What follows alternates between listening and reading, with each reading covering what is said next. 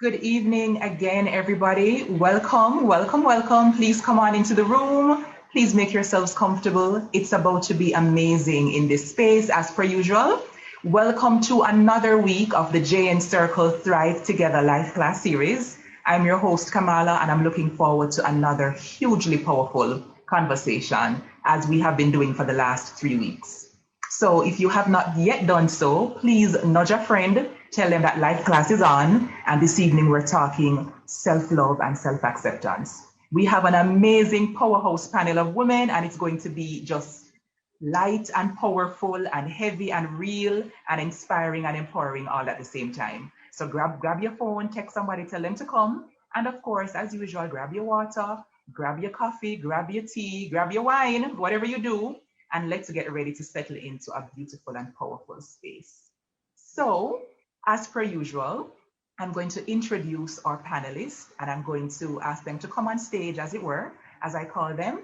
Please welcome Miss Diana Burgess.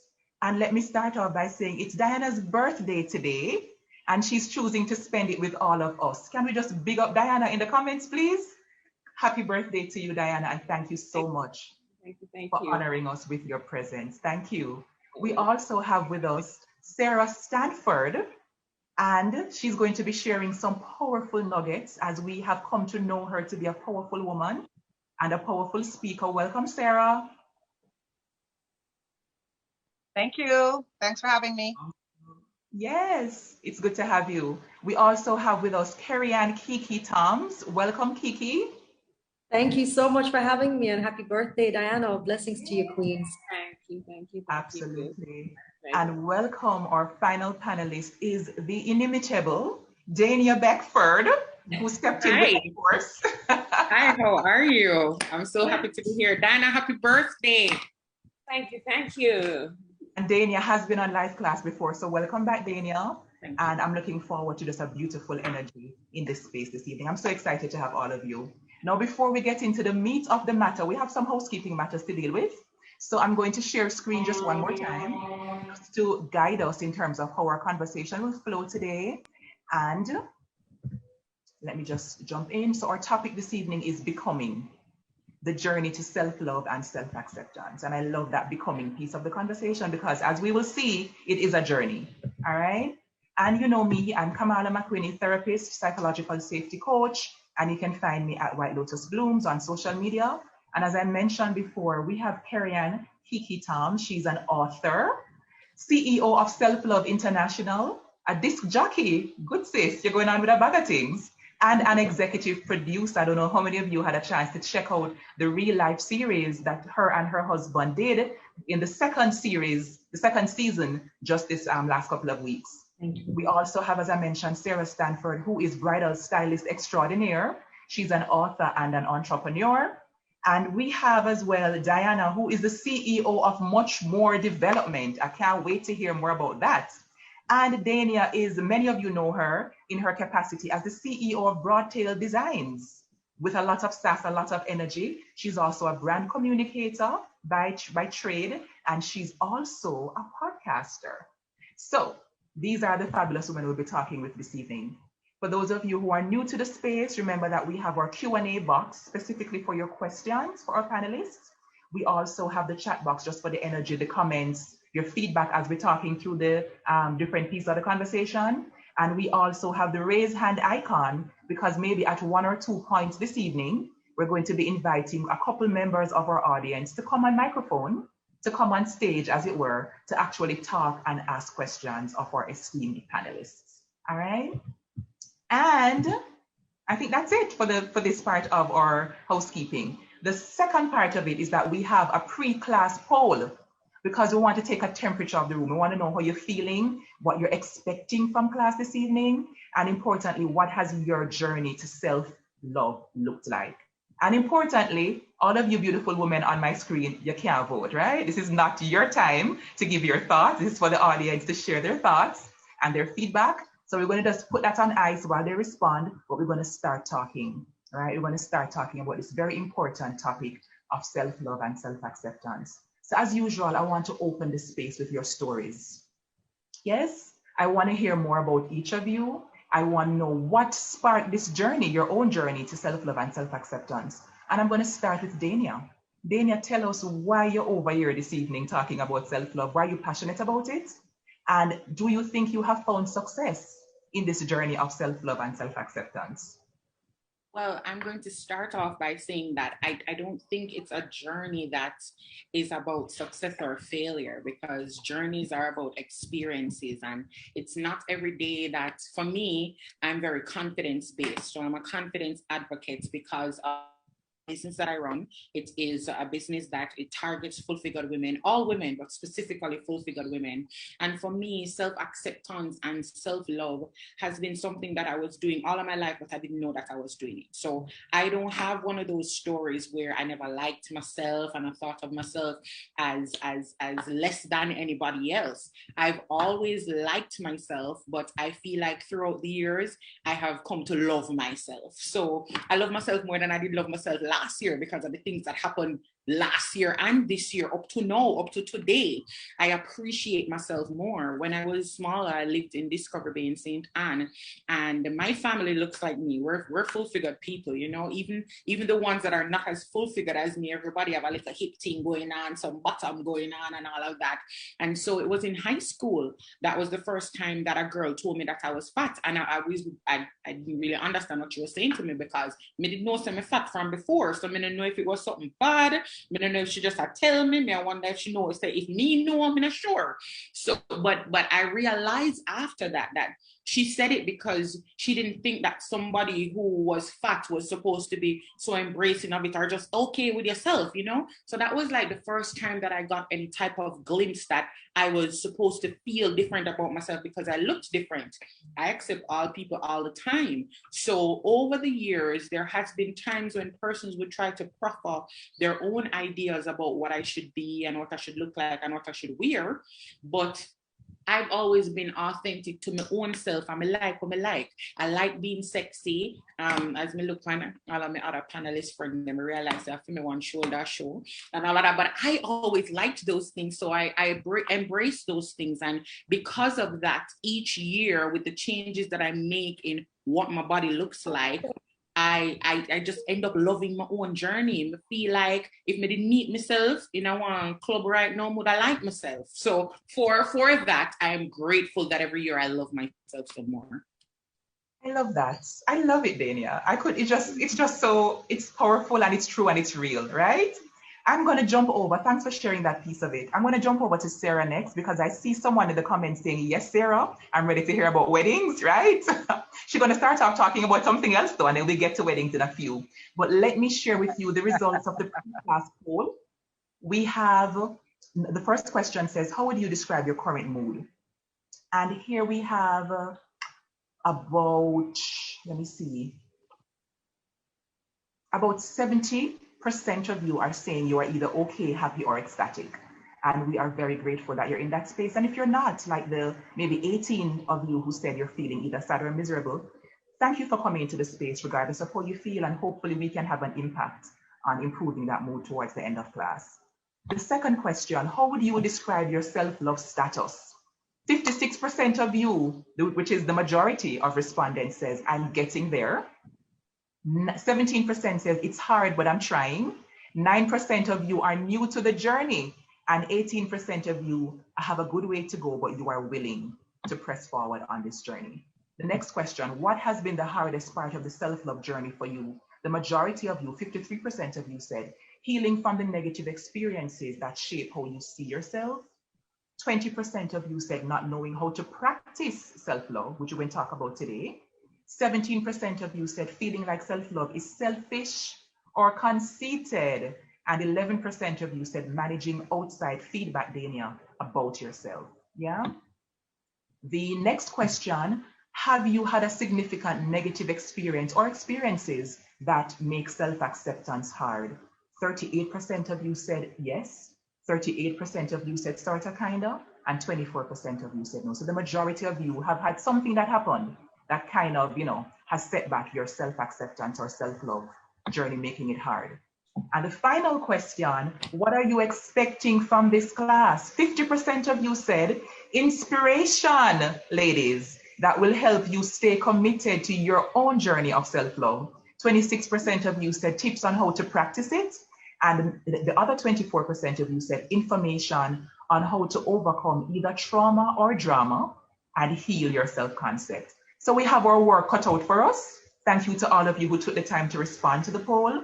And Sarah, over to you now to tell us about your journey, because the people are looking for inspiration. So talk to us about why self-love and acceptance are so important and where you are on your journey. Well, for me, I had to start the whole self-love practice without even recognizing it at a very young age. So I was diagnosed with vitiligo when I was very young. I was only 8 years old. And so from a very young age, I knew I was different. From a very young age, I was stared at. I was, questioned all the time about how I looked. I couldn't go anywhere without getting a question or a comment about how I looked because I looked so different. And so for me, I think over time I recognized I had two choices. I was going to either let that make me start to question, why do I look this way? This is not normal. This doesn't seem right, and start to really feel bad about myself, or try to find a way to say, okay, well, I need to try and embrace it. And that was a very long journey for me. I mean, when I was younger, I would never take a picture unless I had my hand over my mouth. I started wearing makeup at age 9, 10, just to cover, my spots, because my parents sheltered me from everything. And so it's taken a lot of time. I tried to find cures, went through this whole thing, coming up from a 8-year-old up to preteen, up to teenager, and then a little lesser in my 20s and stuff. And so trying to figure out that I need to love this, stop trying to fix it and just love it. That took a great deal of time. It took a great deal of introspection. It took me building a very tough exterior so these things wouldn't bother me when they were said. And then I had to develop coping mechanisms. So like for me, when people would stare at me, because people would stare and not say anything, which for me was actually almost worse than saying something. They would stare at me, and I didn't, for very many years, I didn't know how to respond to that, because my mother always taught me it's rude to stare. So they would stare at me, but I wouldn't stare back. And so how I ended up coping with it, when somebody would stare at me, I would ask them, is there something that they would like to know about vitiligo? And I would use it as an opportunity to teach them. And 9 times out of 10, people would just shut down, because, people do things, but they don't expect to be confronted on it. So I found a positive way, I guess, to kind of confront them on the fact that they were staring. And for those who would give me an opportunity, I'd let them know what it was. And it made me feel better about myself, because I'm like, okay, I felt like that was my way of taking control. And I think part of the thing about getting to a place of self-love and self-acceptance is you taking back control about how you feel about yourself, and changing the things that you want to change, and standing strong in the things that you know that you have about you, that you love, that that are positive and are having a positive impact in your life, and not letting the noise of the outside kind of impact that in a negative way. Yeah, and Sarah, I see the comments just going exactly where I want them to go. Cameron says, yes, change the narrative, and that's exactly what I think you did by taking the initiative to say, is there something I can explain to you about this condition, right? And Sarah, there's so many people who still don't know a lot about vitiligo. So I'm going to ask you in this capacity to just share a little, like a summary, what it is, what it's not, for the benefit of those who are watching. They can be more educated. Okay. Vitiligo is a skin disorder, skin condition, however you want to call it. And basically what it is, for whatever the reason is, which doctors have not really taken enough time to figure it out, somebody with vitiligo, their body stops producing melanin, right? So we all know about melanin. Melanin is what gives us our black girl magic, right? And for whatever reason, my body has stopped producing it. So because my body stops producing melanin, I no longer produce pigment cells. If I'm not producing pigment cells, then the color of my skin gradually goes away. And so over the years, from I was 8, I started getting white spots, and as time went on, it spread. Some people with vitiligo will get 1 or 2 spots and they never see another spot for the rest of their life. Some people with vitiligo, it will spread and take over a good majority of their skin. Sometimes it will spread and then it will regress. I've had areas of my skin that has repigmented with me not doing anything. And then at some point in time, the pigment will go again. If I get a cut, the color does not come back. I got stitches here when I was about 9 years old. The color never comes back.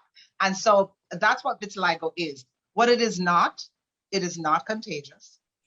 You cannot get it by touching somebody with vitiligo. What it is not painful. It doesn't hurt. It doesn't itch. It doesn't scratch. It doesn't do anything like that.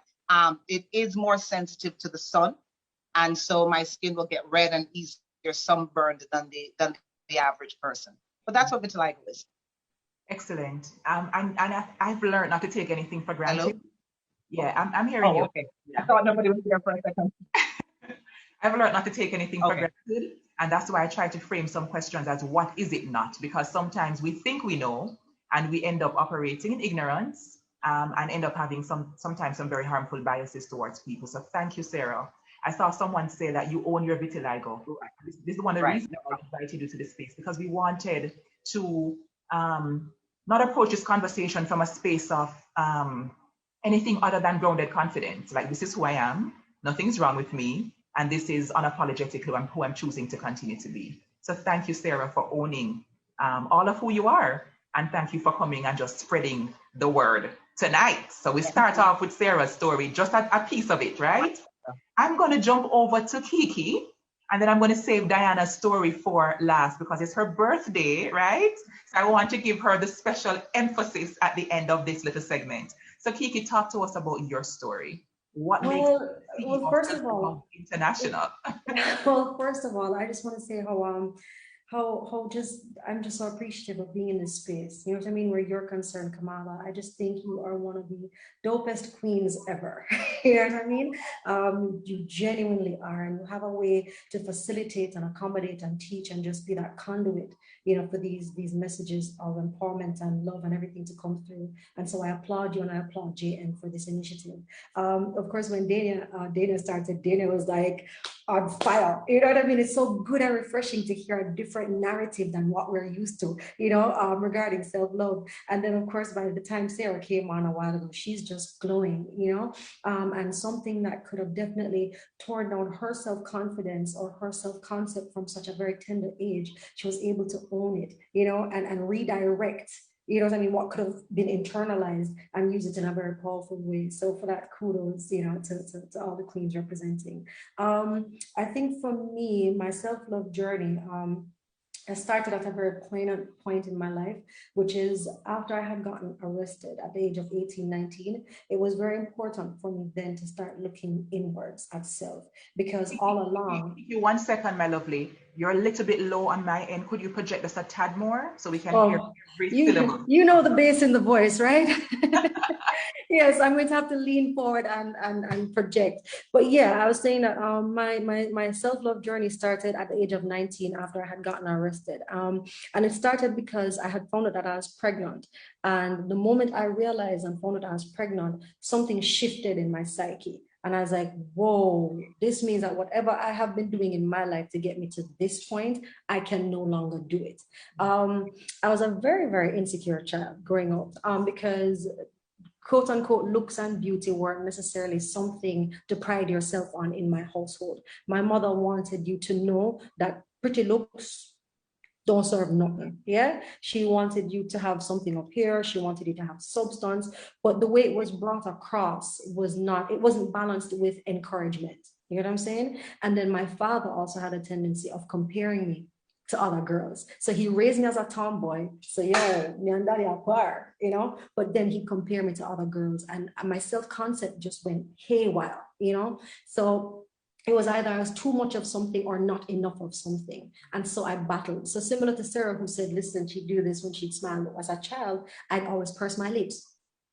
because you ain't gonna see me smiling, because I didn't like my smile. There's so many little things that I didn't like. But when the journey started, when I had my child, that was the age of 19. I'm now about to be 42, and it's been that long. It's almost been a 22-year journey of self-discovery. And the greatest thing for me, identifying self-love, is love is an action word. Yeah, love is just not a noun. You don't just say it, and it entails a lot of things. And self-love encompasses not just being able to look in the mirror, as most of us, would associate with it, which I wasn't able to do at a certain point. Like, I mean, even in 2007, I wasn't able to look in the mirror and say, I love you. Just couldn't do it. I had to close my eyes and identify who I was on the inside to be able to say those words.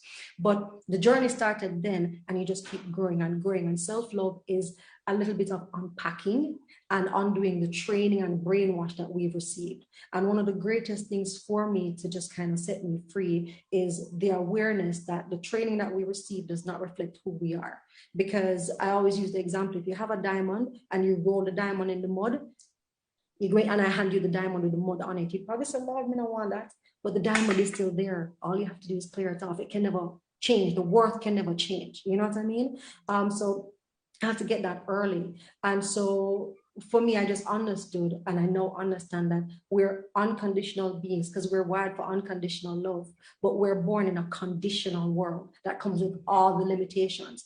And then we are poured into before we can even consciously reject. No, that's not who I am. So when we are born, mommy start program with, daddy start program with, you understand? And then all of mommy's limiting beliefs, granny limiting beliefs, whoever is around you, you are now being poured, your vessel is being poured into before you even consciously can reject this or say, this is not who I am. And then you're indoctrinated in a school system. Absolutely. That's now when you show up at the school system, now they're going to show your personality, which now have nothing to do with the core of who you are. And then I think around teenage years, you start feeling a little angst, like, who am I? And it's called teenage rebellion or teenage angst, but it's just really your subconscious and that power in you that's saying, whoa, we're going to start dropping some hints in your soul because this is not exactly who you are.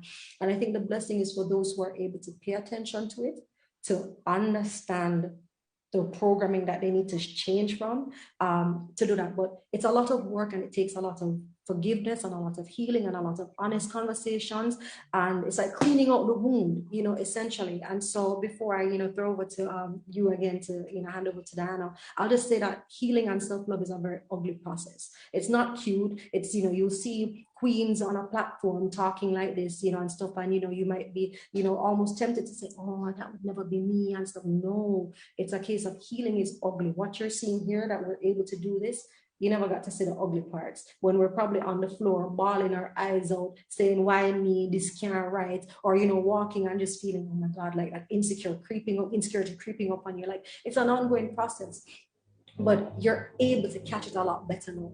It's almost like you're able to stand up and own it and say, no, which part insecure thoughts are going? Oh, no, not today. So that's the journey for me on self-love.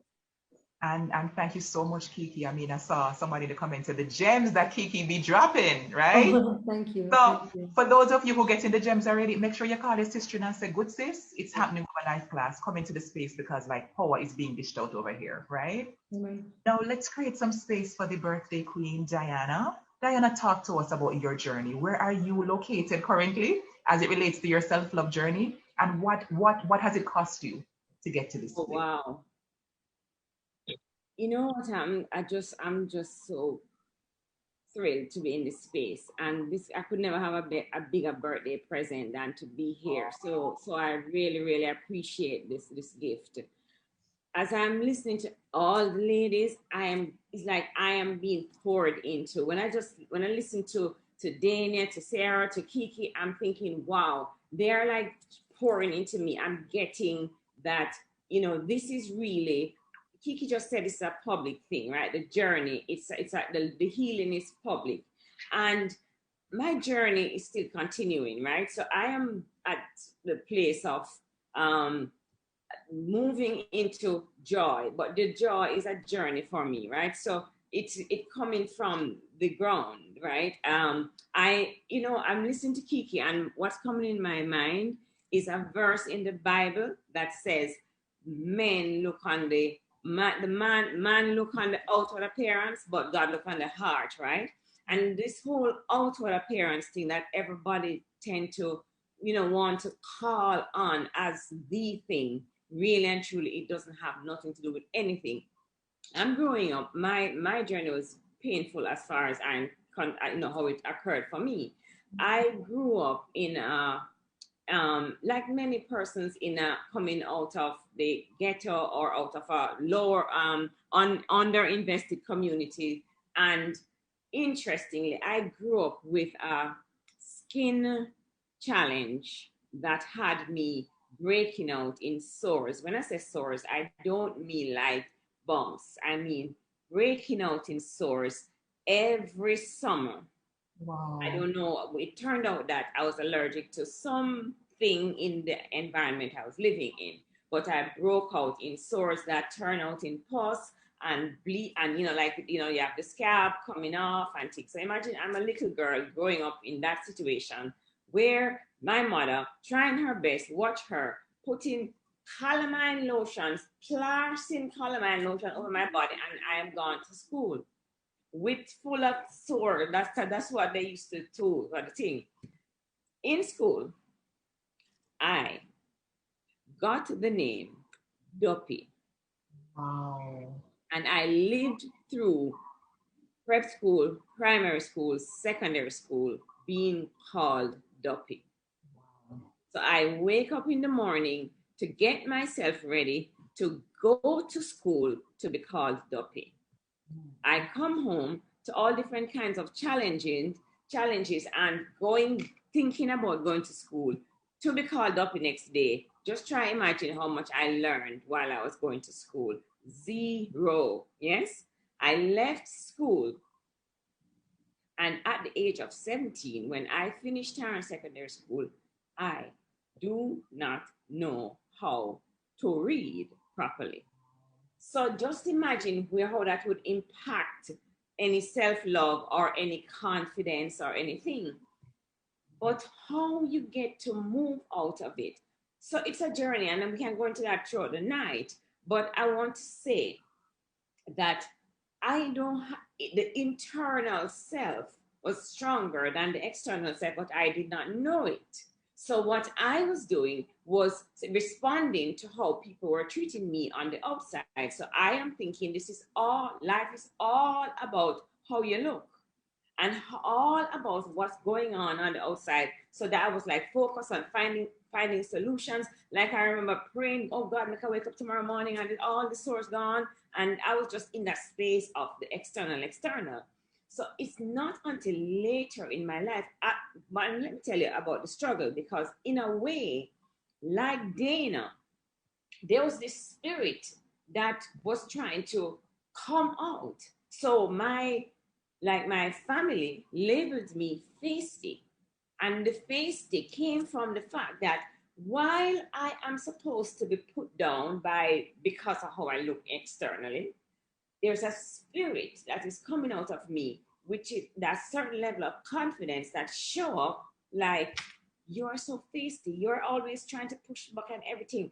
People would say, like, because of that spirit, I would want to present myself in situations with friends and in circles that people don't want me in. And honestly, I almost don't blame them, because when I think back at how I looked, and if we're all in the space of feeling like the external is what it is, I could understand why these people are like, no, we don't in our crowd. And so I grew up with almost this sense of confidence that's bubbling on the inside, but on the outside, I am just like, no, there's nothing. So I'm afraid to talk to people, even though on the inside I want to talk to people. So I would show up like trying to show up in their circles, and then they rush me, and I am still trying to figure out how I can be in that circle. It was challenging for me. I had to do the work, not until I start to talk about that name and I can say it in public. I was ashamed of it, even up until I'm in my big woman stage here. I was ashamed of it because I could not, but no, until the healing started when I owned it and can say, as a matter of fact, I talk about it with young people because there are a lot of people going through all different kinds of stuff. When I had this girl in my life, and when I'm telling her about being called Duppy, she was like, oh my God, Auntie, oh. And she's so afraid for me because she can't believe I'm telling her that. But that's the thing, facing it, dealing with the situation, and then after a while, I don't see it as I just bust out and I'm now confident. It took time. It took me that place where I start to be like, you know what? It's okay. It is okay. And when I start to see that I am showing up in a way that the external of me not having no impact on what I'm bringing to the world, it is who I am on the inside. That is where I started to move into more and more confidence and more loving and accepting myself. I still have the spot there, but now I feel like, okay, whatever, I'm wearing my shorts. I don't business who wants. What I have the statement like, look here, hey, who don't want to see it, shut them eye. Shut your eye. Them can't shut them eye and them go dead. Oh boy, what's gonna happen? And that's how I live now. So I am just out there with myself. And I'm sure people might see me and them could even say, no, don't be that. And I do business. Diana, listen, I love this space and I love the vulnerability, the courage of all of you to come and share the story. I saw a quote recently that says that shame dies when truth is spoken in safe spaces.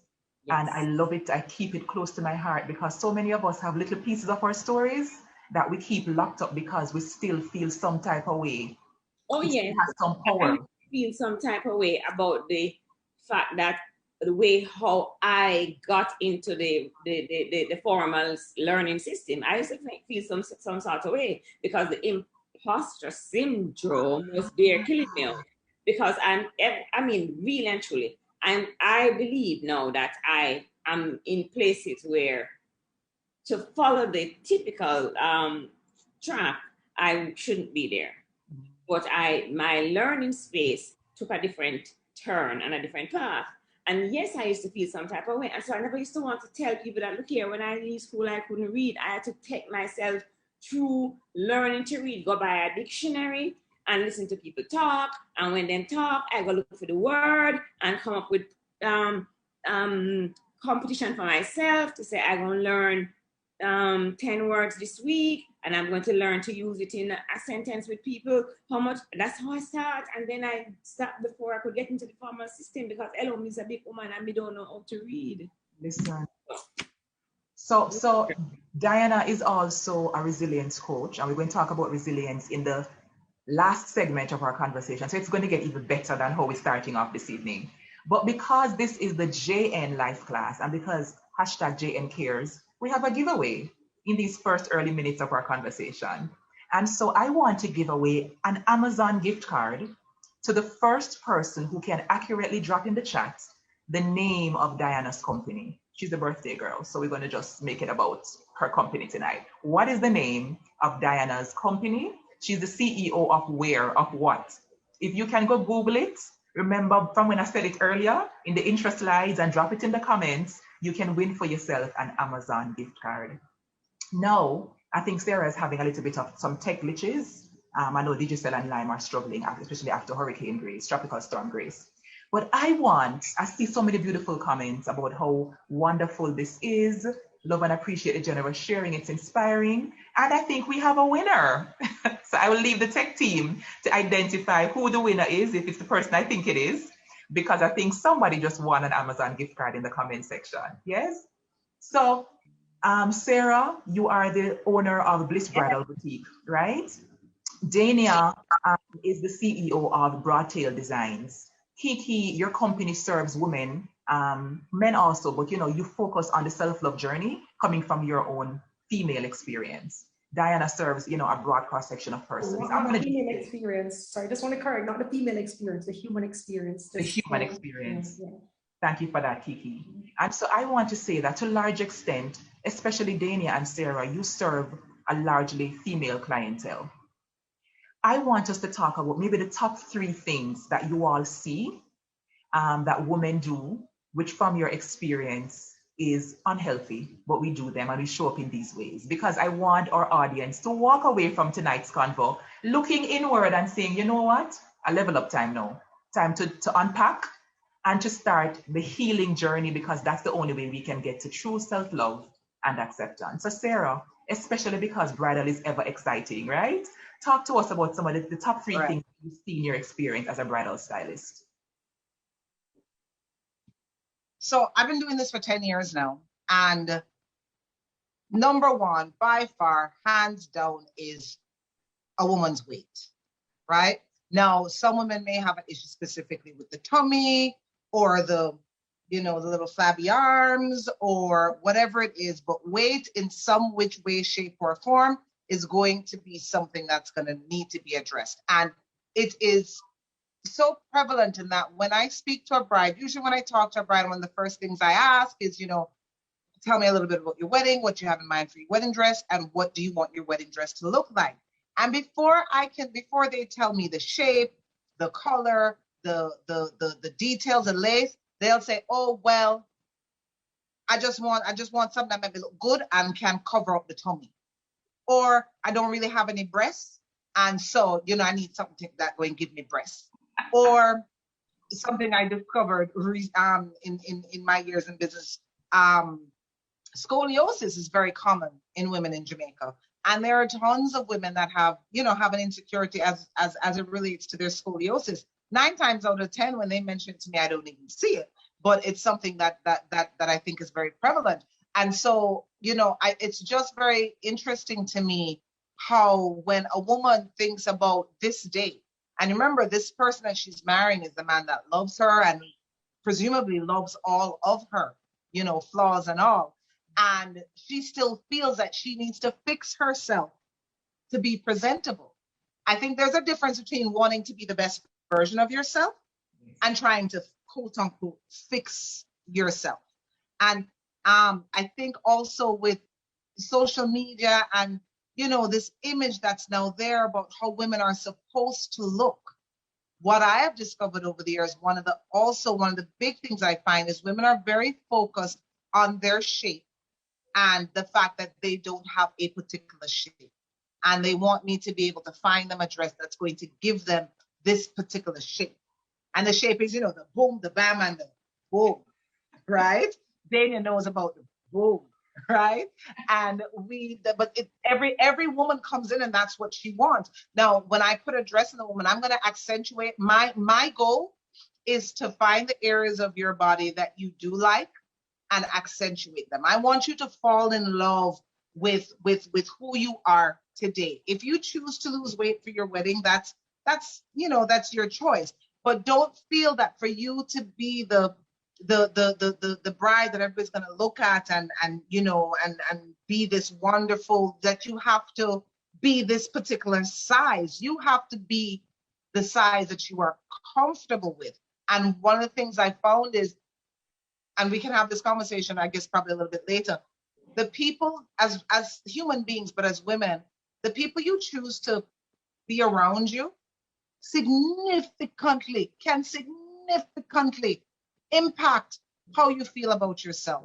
And it's one of the most frustrating things for me as a bridal boutique owner and a stylist, when a bride comes in with, whether it is mommy, sister, friends, and I put a dress on and she feels good, she's great in the room, and when I pull her out, all, Lord, that dress looked nice, but we need to lose some weight.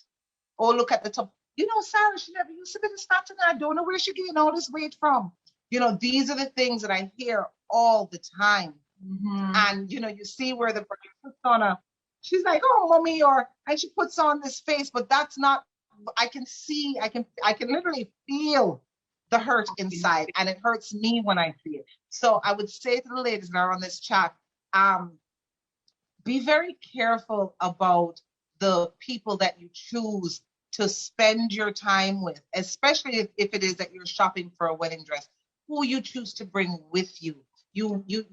All of us need some upliftment at some point in time. And if you're on a different part in your self-love journey and you're not there yet, then you definitely need people who are going to support you and build you up when you're going through that process. You know, so the weight is definitely the big one. And then, you know, the flabby arms is definitely another one. And these are just the things that, you know, all the insecurities that women have, and they just come out time after time after time in every single appointment I have. Yeah. And Sarah, it never fails to amaze me how we as women have been socialized to live in this future self. So I will shower myself with all the love and the acceptance when I lose the 15 pounds, or when I do 50 squats every morning for breakfast and I get the booty that I want, right? Like my bottom look right. I will be happier when I'm a C cup. Some miraculously I'm going to be a C cup. B cup come tomorrow. It's the unrealistic goals that have been set for us from we were very, very young. And then it's perpetuated even, and we're bombarded with it so much more. When I was coming up, it was TV or Essence magazine or Cosmopolitan. Now these younger girls are bombarded with it every single minute of the day. So I like you say, fall in love with your future. When you reach there, then you can be enough and conceited and full of yourself. Where you are now, you're not there yet. You're not qualified. And, you know, I call that out. Yeah, it's crazy. Absolutely. Dania, please enter the chat, miss. Hi again, everybody. So Sarah and I had this whole conversation on my podcast. And we talked about it. My company produces swimsuits and cover-ups for full-figured women. We're just getting into the rest of the resort wear. So swimsuits, that is almost nothing. Right? So now you're asking these women to be bold enough to show off all parts of their bodies. So for me, what I get, because it's an online business, first what they do is either call, send us a DM or a WhatsApp message. And I think I can do an ad about this, where when they call me and they describe themselves for the type of swimsuit that they want, when I meet them to do the measurements or to actually provide the swimsuit for them, I could not tell that is the same woman that called me and described herself. Yes. So she tell me, say, them belly big like outside. This is something that they actually say. My belly big like outside. Your belly cannot big like outside. Talk the truth. It can't big like outside. Them tell me, say, them leg them really and full of cellulite. Them tell me, say, them have back fat. When I actually see the person, I'm like, it cannot, what? This person is nothing like they have described themselves. So definitely it's the weight issue. They depend on us to keep them snatched and looking good in the swimsuit. So definitely weight, and I want him to cover all of the things that society has told them is wrong about them. So nobody don't want a back fat, them don't want them belly show, them don't want them leg show. I want swimsuit, your leg kind of have to show me. Not a burqa, you know what I'm saying? So we go through all of that. And then even sometimes when we get them into the swimsuit, they want a cover up that cover up the whole swimsuit for them just buy. And I'm just like, guys, come on, we have to show off something. And I'm not lying. I did my own study in my company where 70% of my clients are like that. It's 30% that will come and say, hey girl, I want to show up all of the something them, make sure so that everybody else kind of just wants to cover up. And so as Sarah said, having to all of this social media where they're seeing these bodies, whether made or born like that looks one way with the small waist and the big bottom and the big breast and everything is fully snatched. Everybody's thinking that they need to look like that. Nobody really looks like that. There are very few people in the world that looks like that. Barbie's measurements are not even real measurements. So they have been fed all of this thing by society about how you're supposed to look in a swimsuit, that they come wanting something that, as Sarah said, is completely unrealistic. Dania, I sat across from a group and one of the women volunteered. We were talking about limiting beliefs about self. And one of the women volunteered a heartbreaking story similar to what you just shared with us. She said her mom is fat and she's fat. And a part of her limiting belief system is that she will always be fat. And as a spin-off from that, she does not go to the beach, period. Because her limiting belief tells her that pretty much that the beach does not deserve the body that she has. And I had to pause on the session to breathe deeply because I was getting choked up. because look how God made the nice, nice beach. Look how Jamaica nice. For everybody, every single body. And for the fact that she went beyond labeling herself, fat is a descriptor, right? We're the ones who add the negative connotation to fat, right? Mm-hmm. And the fact that she has bought into the negative connotation, but went as far as to say, by virtue of my fatness, beach no make the beach. Yeah. And so I love how much you and Sarah just underscored those points, because sometimes when we hear them from other women who we trust, it kind of jars us, you know, to reflect and say, wait a minute, something is not quite right here. Yes, I completely believe the statement that you've made, because I sometimes it's the husbands that come to me, you know, because the husband them love them wife and love how them look, you know, but the wife does not think that her body is, as you say, deserving of the beach. I had one husband that they were going on their anniversary and he decided to buy her a gift certificate, and he said that since she had a baby and her body changed, she has refused to go to the beach, river, nothing. Whenever they go, she stays on the sand and takes care of the baby, and he wants to see her.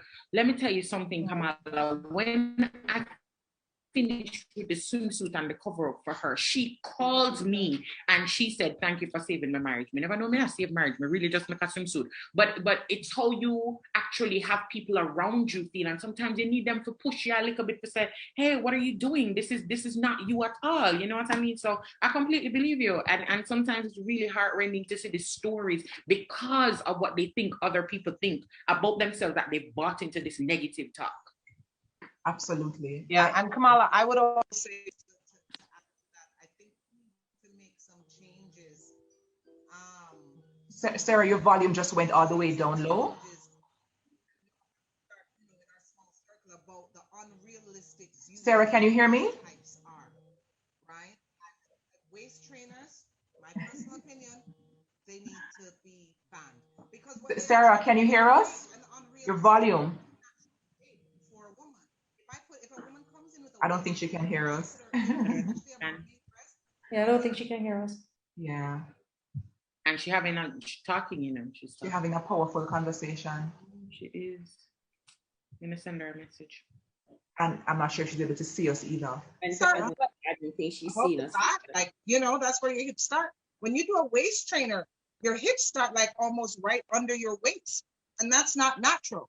But it has become this look as to what, as Dana said, this Barbie doll shape, which is not natural. So when in my boutique, when I meet brides and stuff, I try to encourage it. Listen, put the waist trainer down. Let me put you in a dress and show you what you really look like.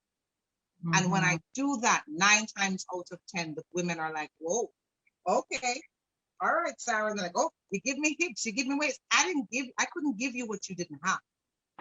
I just brought it out to you. Absolutely. And so I want women to start to realize that, you know, your natural shape is not just good enough. It's fabulous. You just need to figure out how to dress it and how to love it and accept it. And nurture it. Absolutely. So the physical piece obviously is a huge part of the concerning things that we're seeing, but it's not the only concerning thing that we're seeing. So I want to bring in Kerry and Diana to talk to us about the other ways. Sarah, can you hear us? I don't think anybody's your volume just went really low. Right. So I want to ask Kiki and Diana to share with us, especially on this area of the other ways in which we frame ourselves as women by our experiences. So I went through this, therefore I'm less valuable. Or I had a failure, therefore I am less valuable. Because I have a little theory in my headspace that sometimes in our society, and tell me audience if you think I might be onto something or if you think I'm dead wrong, I think there is a way that as a society, society is not as forgiving of women as it is of men. I think we hold women to higher moral standards generally. And I think there is a way, therefore, that when women have mistakes or missteps or whatever kind of failings, that there is a way that we internalize that and we go under the weight of the shame and the blame and the guilt. So Kiki, talk to us. Do you agree? And what are maybe the 3 things that you see as patterns in women's behaviors in general that you think you want to lovingly call us out on?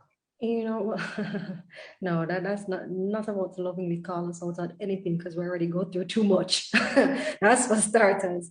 I just wanted to piggyback though before I touch on anything about what was just being discussed a while ago, and just to highlight that it's so amazing that back in the day, the definition of beauty, literally coming from the Greek days, was how symmetric your face was. That's literally what beauty was. It had nothing to do with how, your nose was, how thick your lips were, how fair skin you were. Like that was beauty was literally by their definition how symmetric your face was. However, here comes marketing, here comes products, here comes the people, the creators identifying, oh, wait a minute now, maybe we could do this and say this. And the thing is, the truth, once something is true, it can't change. When I was growing up, the definition of beauty was Caucasian. Morgan Fairchild, straight nose, blue eyes, blonde hair, poop, poop, look like stick, but full of shape. Didn't know that Morgan had probably had a trainer. Didn't know Morgan was probably making millions at the time. Didn't know Morgan could afford all these things, and didn't even know if Morgan was happy as a person or not. But this is what we were seeing on TV, yeah? However, look at this now. How in the world can beauty now just shift from Morgan, now it shifts to more ethnic features, right? So now we want the full lips, now we want the big breast, now we want the big bottom, and it's going to continue. Next time it might be, oh, you need to cinch back your eyes now because no, that's the definition of beauty. You know what I mean? Like, how far are we willing to go to fit into this mold of beauty when really it's profiting someone and it's not profiting us? Or insecurities profit the people who make the products. Come on, do this, do that, do this. Jesus Christ, just stop. Leave me alone. Do Husa. Anyway, yes. So the other part that just jumps out for me is not just because when I'm in a room with queens, you know what I mean? It's so amazing that what I see is beauty. So what I bring to the table is a nurturing energy that's able to energetically protect love or project love, in a room full of queens who feel some type of way, who have the insecurities, and I can identify slowly but surely once they start revealing what the burdens are. There's an activity that I do where I ask the queens, because it's very private. It's a group setting, but very, very private. And I say to them, you know what, just write down all your insecurities on a piece of paper, please. And they'll go and they'll write, and then, they're all maintained, no one knows, so it's very anonymous. Don't write your name on it, scribble, change your handwriting, whatever you feel comfortable with. And I can tell you, queen, I can take up all the papers and just go list by list. 10 different queens in the room, but almost the same paper.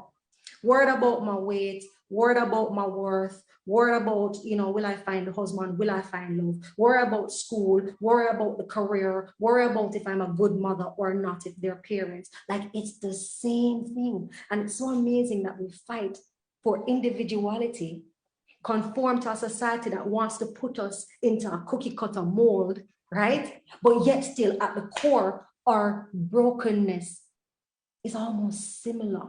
And everybody's story is different. Everybody's story is different.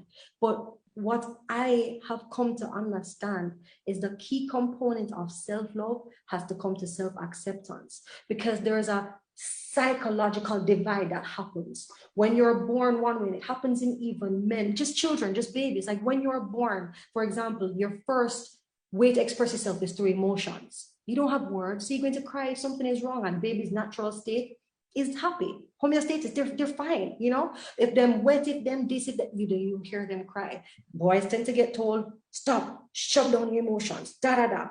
But we're told to disconnect from ourselves. What we tend to have happening now, especially in this self-love space, and I just want to make this very aware to all the queens that are present right here, because this is very important.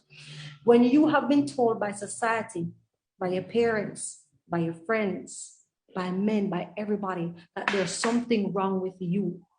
When you start believing that internally, that there's something wrong with you, oftentimes we want to disconnect from that aspect of ourselves. And once you disconnect from that aspect of yourself, you will never fully heal.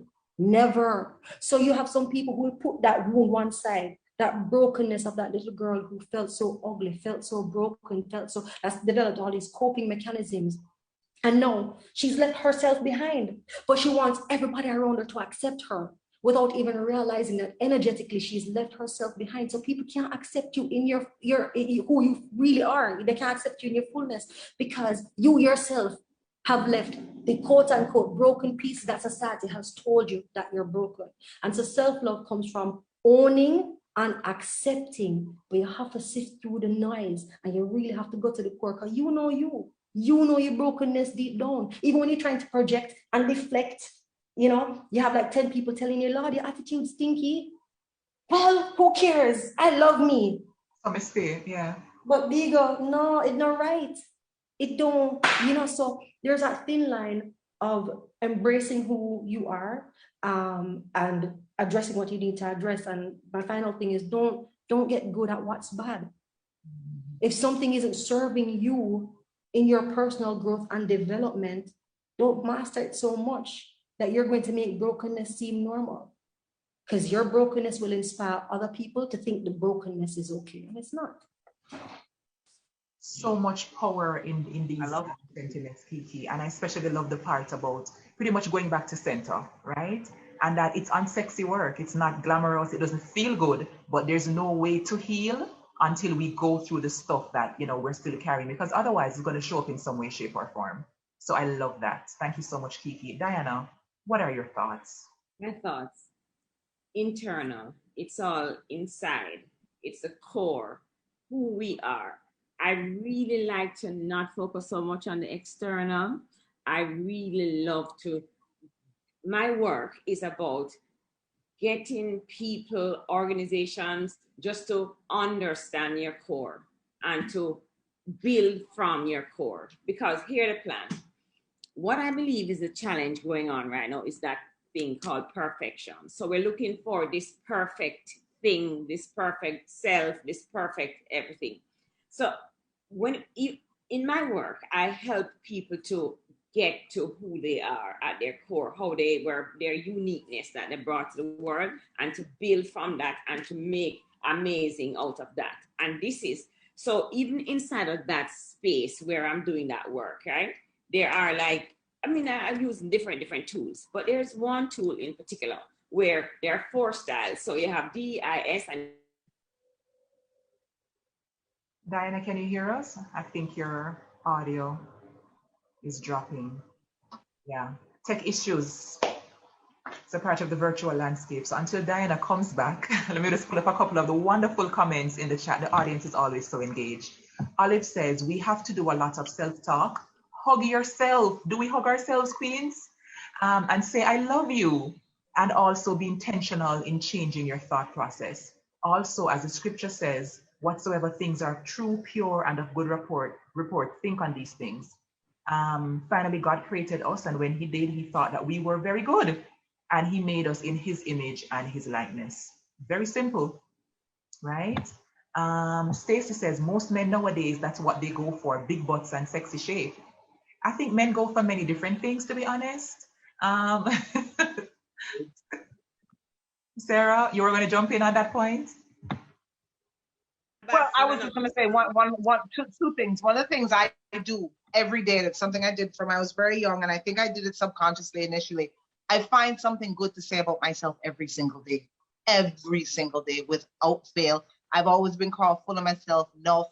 I feel like, you know, my whatever can make pat. I've always been told all of that. And I used to internalize that a lot and kind of shrink until I decided I'm not going to shrink anymore. So there are days I will pass by the mirror and, you know, I see the cellulite, I see all the jiggles, I see the tummy is getting bigger, but, you know, I find something nice anyway, because I know that I'm more than just the one body part that I have an issue with that day. As it relates to the men, as you said, Kamala, men love all varying things.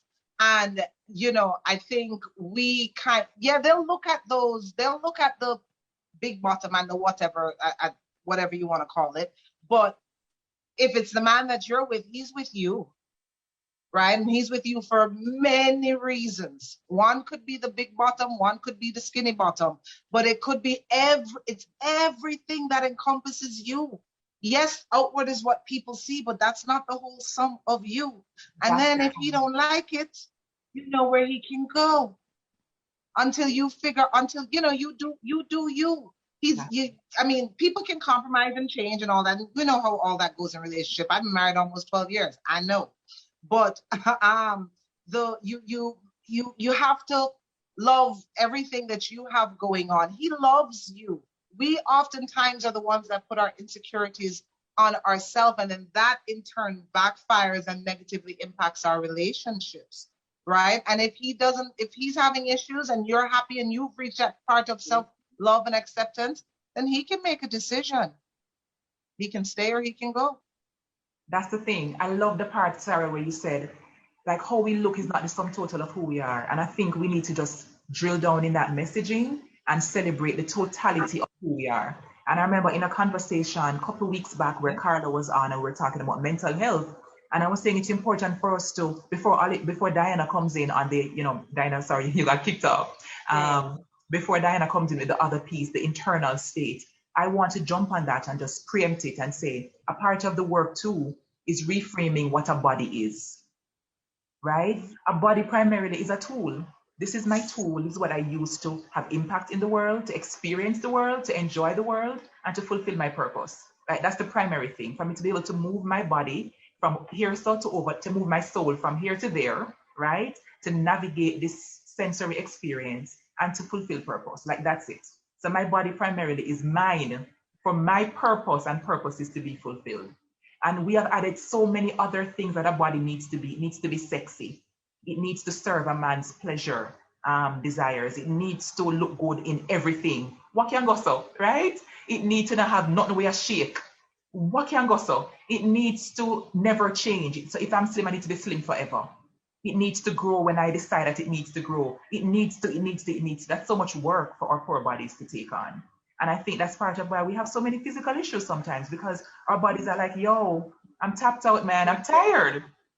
Yeah. So I think it's important for us to have this conversation internally and as a sisterhood to say, good sis, your body is yours, first of all. Is it serving you? Then it's a good body.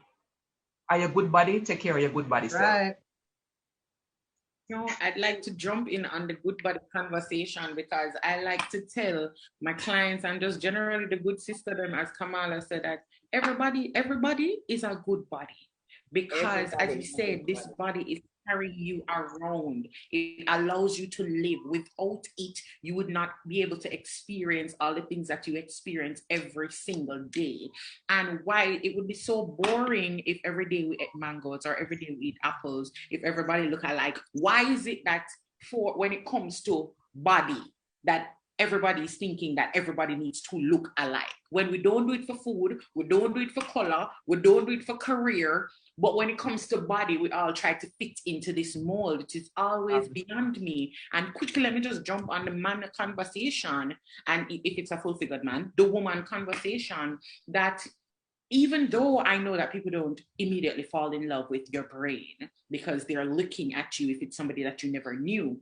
For me, I've had people tell me that, many men tell me that they have never loved a full-figured woman, or they've never loved a fat girl. And I'm like, because fat is not what encompasses all of me. I feel like what they do fall in love with a woman is when you're confident, whether you're fat, skinny, or in between. It's how you feel about yourself that makes people in general, not only man, attracted to you.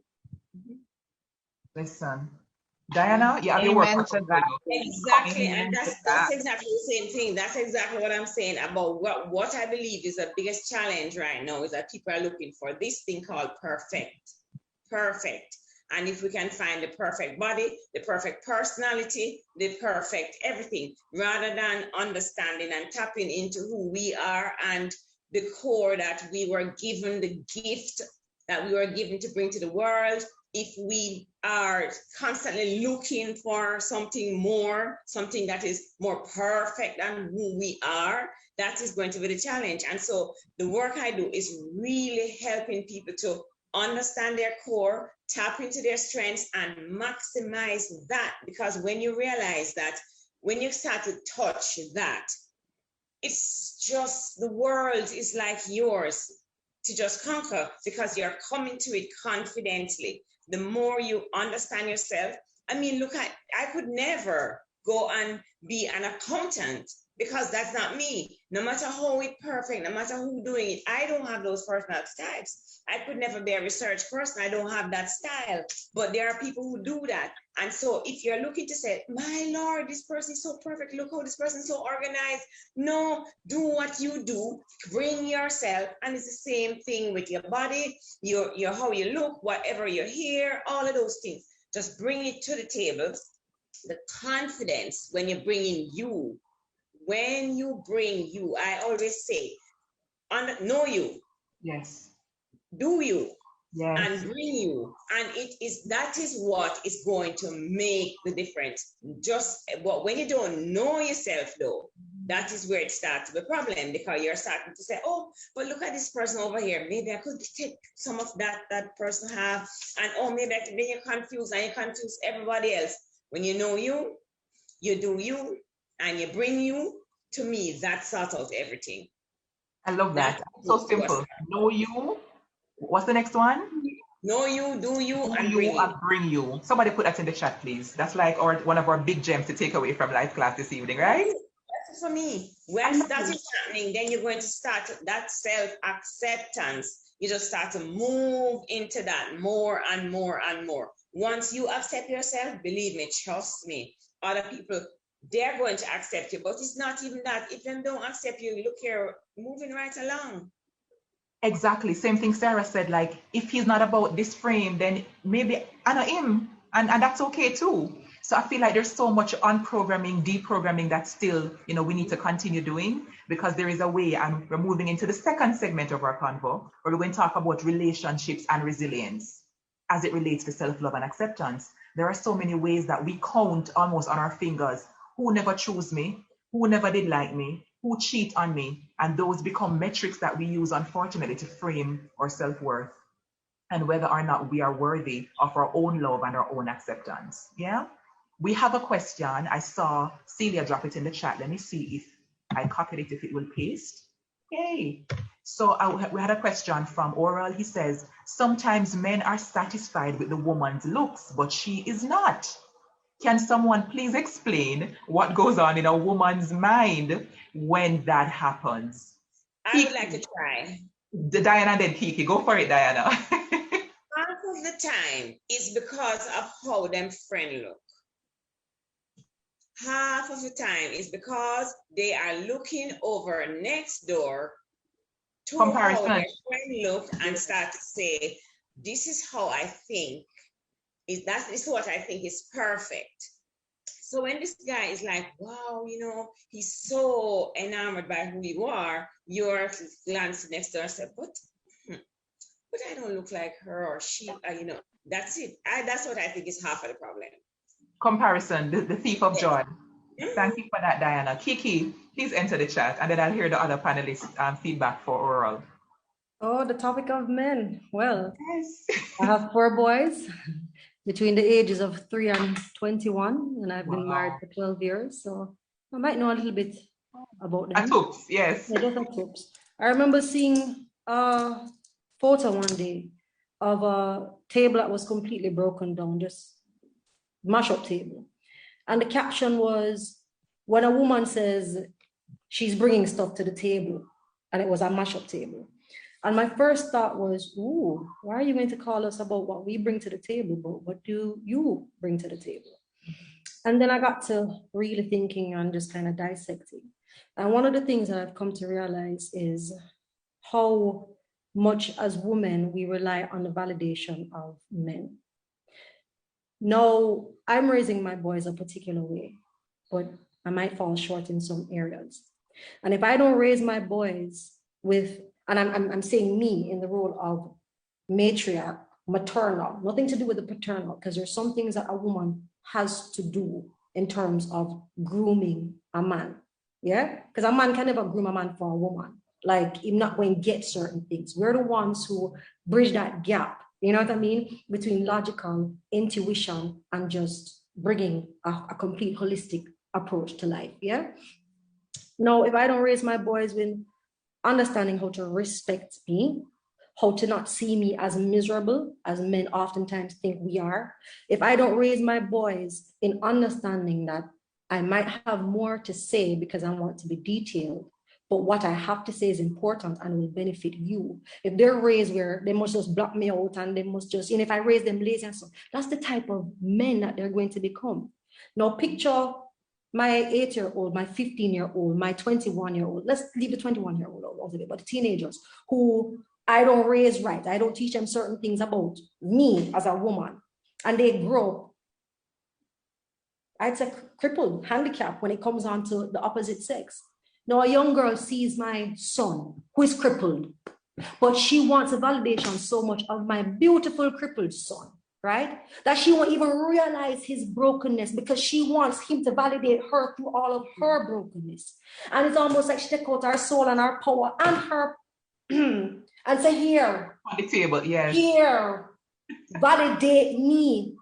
But me, I say, yo, wait a minute now, hold up. And I'm going to say this with the most love to all of us.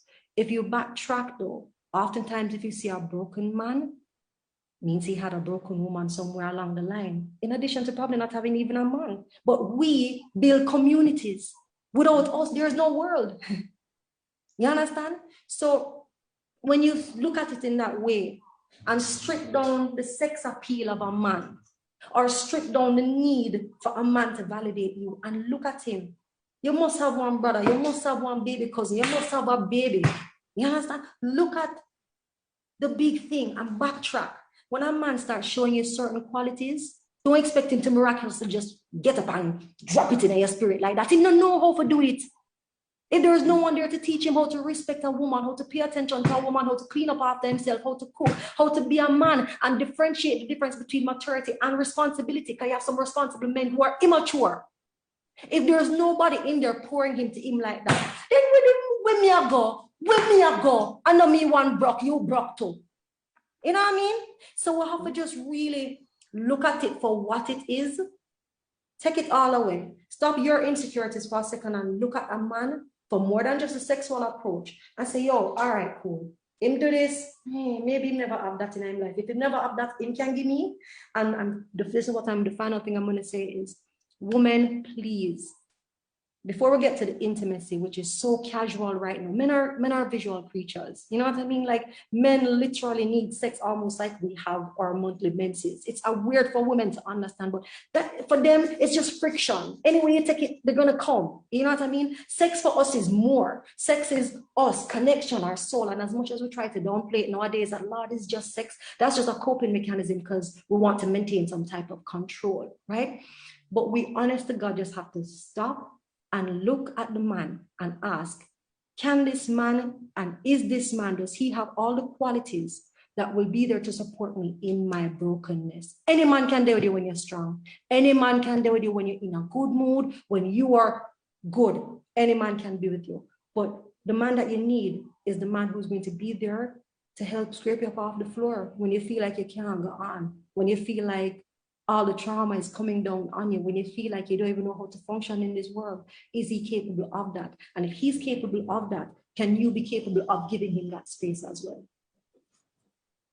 Wow. So somebody in the lady says, and that's on Mary Had a Little Lamb. Let me jump over to Sarah. Sarah, what are your thoughts on Oral's question? Because Kiki took us all the way up to the altar just now. Talk to us, Sarah. She did, but it was some good stuff, though. It was some serious gems. Okay. I have a lot of male friends, and I have a husband, and I sit and I listen to them talk, and they talk to me. And I'm just going to regurgitate what they have told me as we talk about a woman and her flaws and the cellulite and the shape and whatever, and how she looks. They will always tell me that as far as they're concerned, a woman really isn't very concerned with how a man views her. She's more concerned with how a woman views her. She doesn't dress for the man. She dresses for the woman. The fake nails, the fake eyelashes, the long fake, the wig, that they will say that's not for them because they don't like that. Most men will tell you, at least my experience, they love a woman in her natural state. A lot of men, especially the older they get, the more mature they get, they love a woman with stretch marks. They like a lick of tummy. They don't even see the cellulite. They're like, okay, are we going out? Are we gonna go to bed? Whatever. then they're good with that. They don't, all the extras that we do, we either do it for ourselves to lift our spirits, right? Or often if we dress up and we look good and we go out and one of our girlfriends don't say to us, girl, you know, look how you look hot. Oh Lord, I love, oh, your nails look, we're gonna feel like, but I did my nails. Nobody don't like my nails. You know what I mean? So I think oftentimes we may misconstrue or misunderstand what we think the man wants in his woman. Not necessarily what him see on TV or on Instagram or whatever, in his woman, right? If I ask my husband, what does he think is the sexiest thing I can put on? And he'll tell me, well, he'll probably tell me nothing, but the next thing would probably be one of his shirts. Exactly, his t-shirt. I was about to say that. Yeah, his t-shirt. You know, when I do my makeup, you know, he'll tell me I look nice, you know, if we're dressing up and going somewhere, but oftentimes he really and truly does not care. He prefers me in my natural state. And any man that loves you, that sees your value, that wants you to be a part of his life and help him to build and grow, he is not concerned about how many dimples are on your bottom.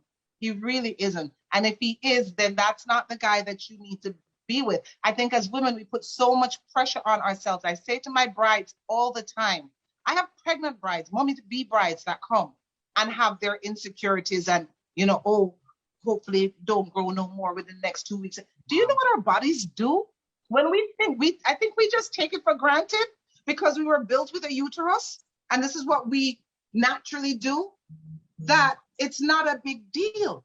You birthed an entire human being. Who cares if you have a pudgy tummy? Who cares? And any man that's going to have a problem with that, he needs to go. We need pressure on ourselves. I just want to piggyback for I'm not saying that men aren't, there might be men that are, but we are the ones that are putting the pressure on ourselves. You birth the whole human being. As Kiki said, we are building a community. It couldn't be done without the woman and our womb and going through and all the changes our body's going through. And you're really going to sit down and make some man and think that because the man think you have too much cellulite, that's going to affect you? No, scatter, move, press on. Hold on. Kiki had her hand up. Go on there, I just want to say, of course, I just want to say that I think it would be nice if we could also create safe spaces for men to be honest, because men oftentimes peer pressure is a real thing, you know, and if it is that the trend is this is what believe me, men are easily swayed. They really are. It's like, and I'm no discredit to men, love them, but it's almost like a little bit of ADD. You're talking to them, hey, back over here, hey. It's like you have to keep them focused. So my thing is this: where are we going to create this space for men to finally say vocally, not just behind closed doors when you're married or when you're in a long-term relationship with them, but in the public spaces? Yeah, I like a woman who is natural. Yeah, I don't need the lashes. Yeah, I don't need this. I don't need that. Like, I like her just the way she is. Like, who is going to champion? Because it's just changing the narrative. You understand? Like, we are creatures of habit and we all need to fit in. Yeah, you know what I mean? We get that. But when are we going to create it in such a way that the men can finally come out and be vocal about it, to take off some of the pressure, quote unquote, of the woman? Because that's really all it boils down to. Because behind closed doors, the men will tell you what exactly they want. But you know, Kiki, I'm feeling like they've been saying it.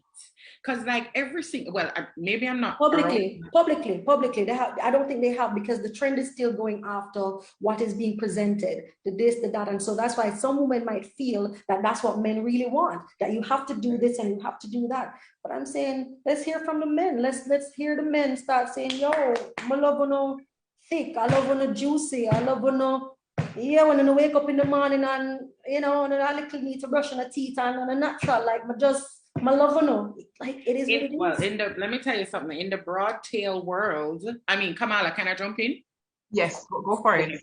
In the broad tail world, if he is not caressing my creases and if I'm not loving up on my all of me, it's just not going to work at all.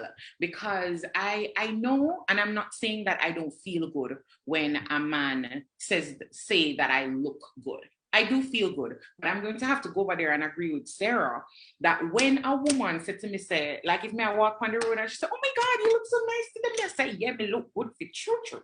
Because it's almost like women, we don't love or we don't have a culture of telling each other and complimenting each other about how we look or things that we've done that is great. So it's almost like what you say, man love woman, as Kiki say, them very distracted. You look good too. Maybe you and she tomorrow. But when it is that a woman says it, we know that's coming from a place of our soul because we don't usually say it. We're not as vocal as all of us here on this chat. But let me talk about the validation from the man a little bit more. I have an example of a lady. She worked in a bank and she came to buy a swimsuit. And she said that I want Hype Bank to work. I'm not going to call her which one. We can't call the name. No, I can't call the name. And she said that they're going on one of their work trips. And she want to look good because when she there at work, she not like her uniform. Her uniform they make good. She want to look good. She want them to know say she shall go cut her ear for one trip and one trip. And so we boss out the swimsuit 2 days at the resort. Full suit. And when she come and she try them on, she say, yes, nobody now gonna think say me. Then I get a picture from her whole weekend.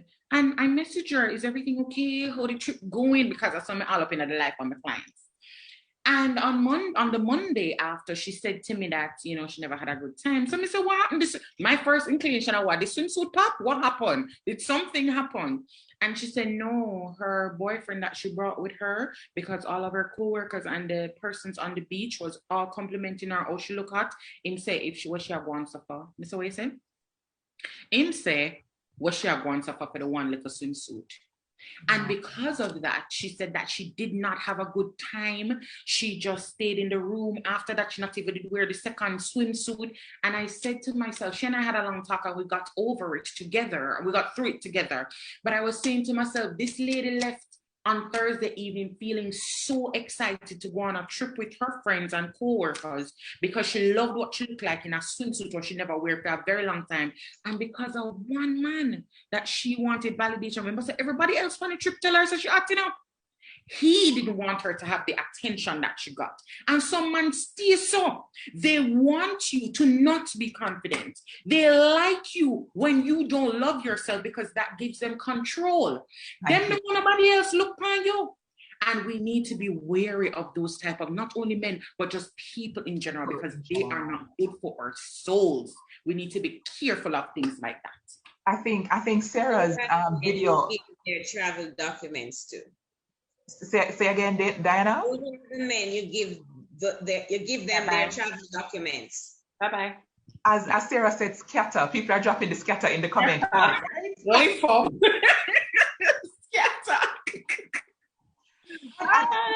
Scatter.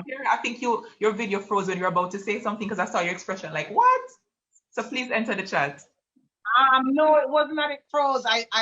For me, Dania keeps kind of going in and out, so I kind of trying to see if I pick up bits and pieces what she's saying. I wasn't hearing her very clearly. Okay, got it. You know, I love this conversation because it's real and because there is accountability both ways. I never want to sit in a space where it's bashing one or the other, one side or the other, because the fact is we all have to take ownership. That's Diana's word, right? We all have to own our stuff, and take responsibility for how we're showing up as well. And I love the focus in the comment, just all upon a sudden, about how sometimes it's women and how we deal with other women that can really be like detrimental to our self-concept because we're looking for validation from people who are like us. Like, you look like me, sis. Why can't you tell me I'm also good, right? And I look up to you even worse in that situation. I want to share a quick story that was my experience to self-love. Lexica Rabbit is in the chat and she says, there are some men who get super jealous when you're complimented because they wish the compliments were directed towards them. That's also another piece of it as well, right? And Greg, I love when the men are in the comments talking. Greg says, if she did have a man outside of work, it would have been different in the response in the boyfriend. Greg, you sound like you're going into a very dangerous area.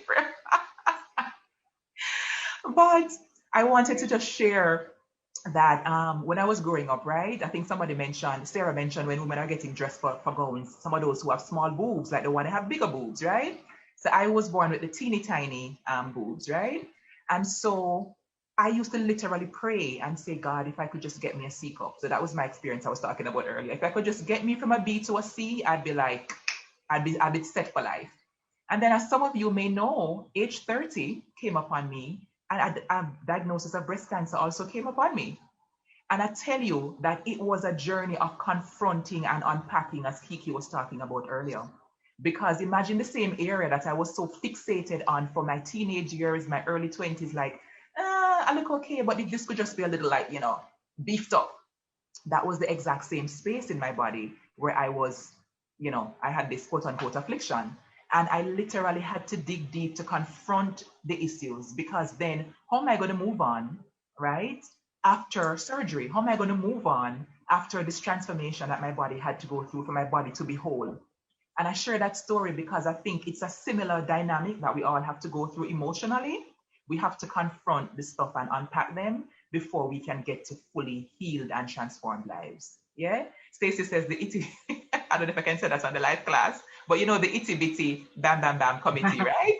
President and CEO reporting for duty.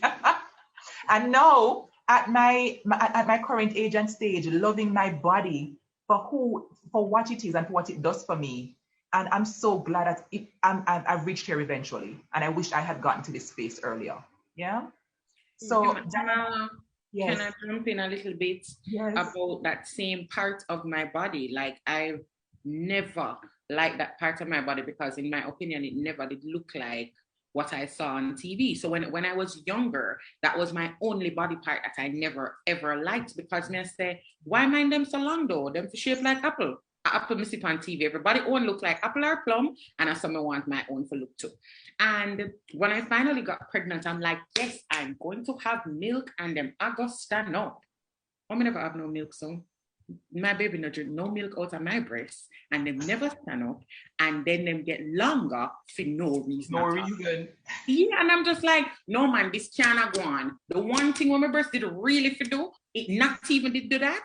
And then in these 2 years, because my son is 2, I said to myself, I really need to stop this with my breast though. I really have to. Why am I feeling like this about my breast? And let me tell you something. Today, my sister has done her she has breast cancer, and she had her operation today. She's still in right now in Florida.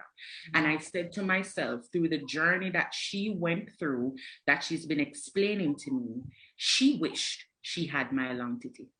I never have to take them off. I never have to go through what she go through. So it was it brought so many things to the fore for me to say that our bodies serve us. There's nothing wrong with it.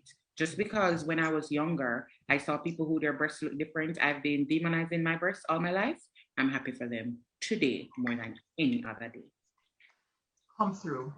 Church nice. I like it. I like it so much. This is really good because I mean, I don't go as far as to say that my negative words cause anything, but I do believe in the power of our words, and I think we need to make them loving and kind. When we send them out to other women, when we send them to ourselves, let's make them loving and kind, because our bodies serve us and they're gifts. You know what I mean? And so thank you for sharing that story. And beautiful healing energy to your sister as well, Dania. Diana, come through in the chat, please. You were saying? Oh, I was just saying, even in our silent wishes, the energy comes out. So even if we're not speaking it, we're there wishing that things would have been different and that we had this or that, then those are the things that will happen. And the universe, in my how I understand it, it listens and it gives you what you're wishing for. And you say sometimes we bring all these challenging situations into our life just by wanting more than what we have, Absolutely. I love it. Let's talk as the conversation is evolving as we're going on. We end up now in a space of talking about how we relate. So relationships in general, relationship from woman to woman, sisterhood relationships, the romantic space, right? Mother, daughter, father, son, parent, child relationships, and even like how we show up in the workspaces. Let's talk about how self-love and self-acceptance, or the lack thereof, affects our relationships, right? Diana, I'm going to just pick on you just because I feel your beautiful energy coming through with that yellow. Okay. Yes. So relationships for me is all about appreciating other people. For me, that's what it is about. It's about really appreciating that other people bring something special to the table. And when you come from that space, you're so into listening and hearing and absorbing what someone else is bringing, and you're learning from them. There's a place where when people feel validated just by you, bringing them into the space and appreciating what they bring to the table, it's amazing in the relationship that is going to build, that's going to develop, even with whether it is intimate or just with your friend circle, when people feel accepted and validated. And that is where I say understanding, identifying what people bring, appreciate it, and just have that openness to bring it in and to learn and to take it in. When I'm looking at this circle, and I'm seeing how we are interacting and just how we are getting from each other, and there's no competition, and you're seeing that the relationship, that's how you build relationships. That is how you get it. And you have to let people know that you appreciate them. Let people know that you appreciate them. That is how you build relationships. That all of the little external things fall away when people get that who they are is making a difference in the space that you're in. When it's, especially when in that same situation that you gave that example, that Dana gave that example about the man and how he's not validating his girl. Those are the things, when you feel like, oh my God, where I am is where I need to be. And I'm not competing. I'm not trying to, be like other people. I'm just appreciated and accepted. That's just amazing. That to me is the core of building relationships. That is it for me.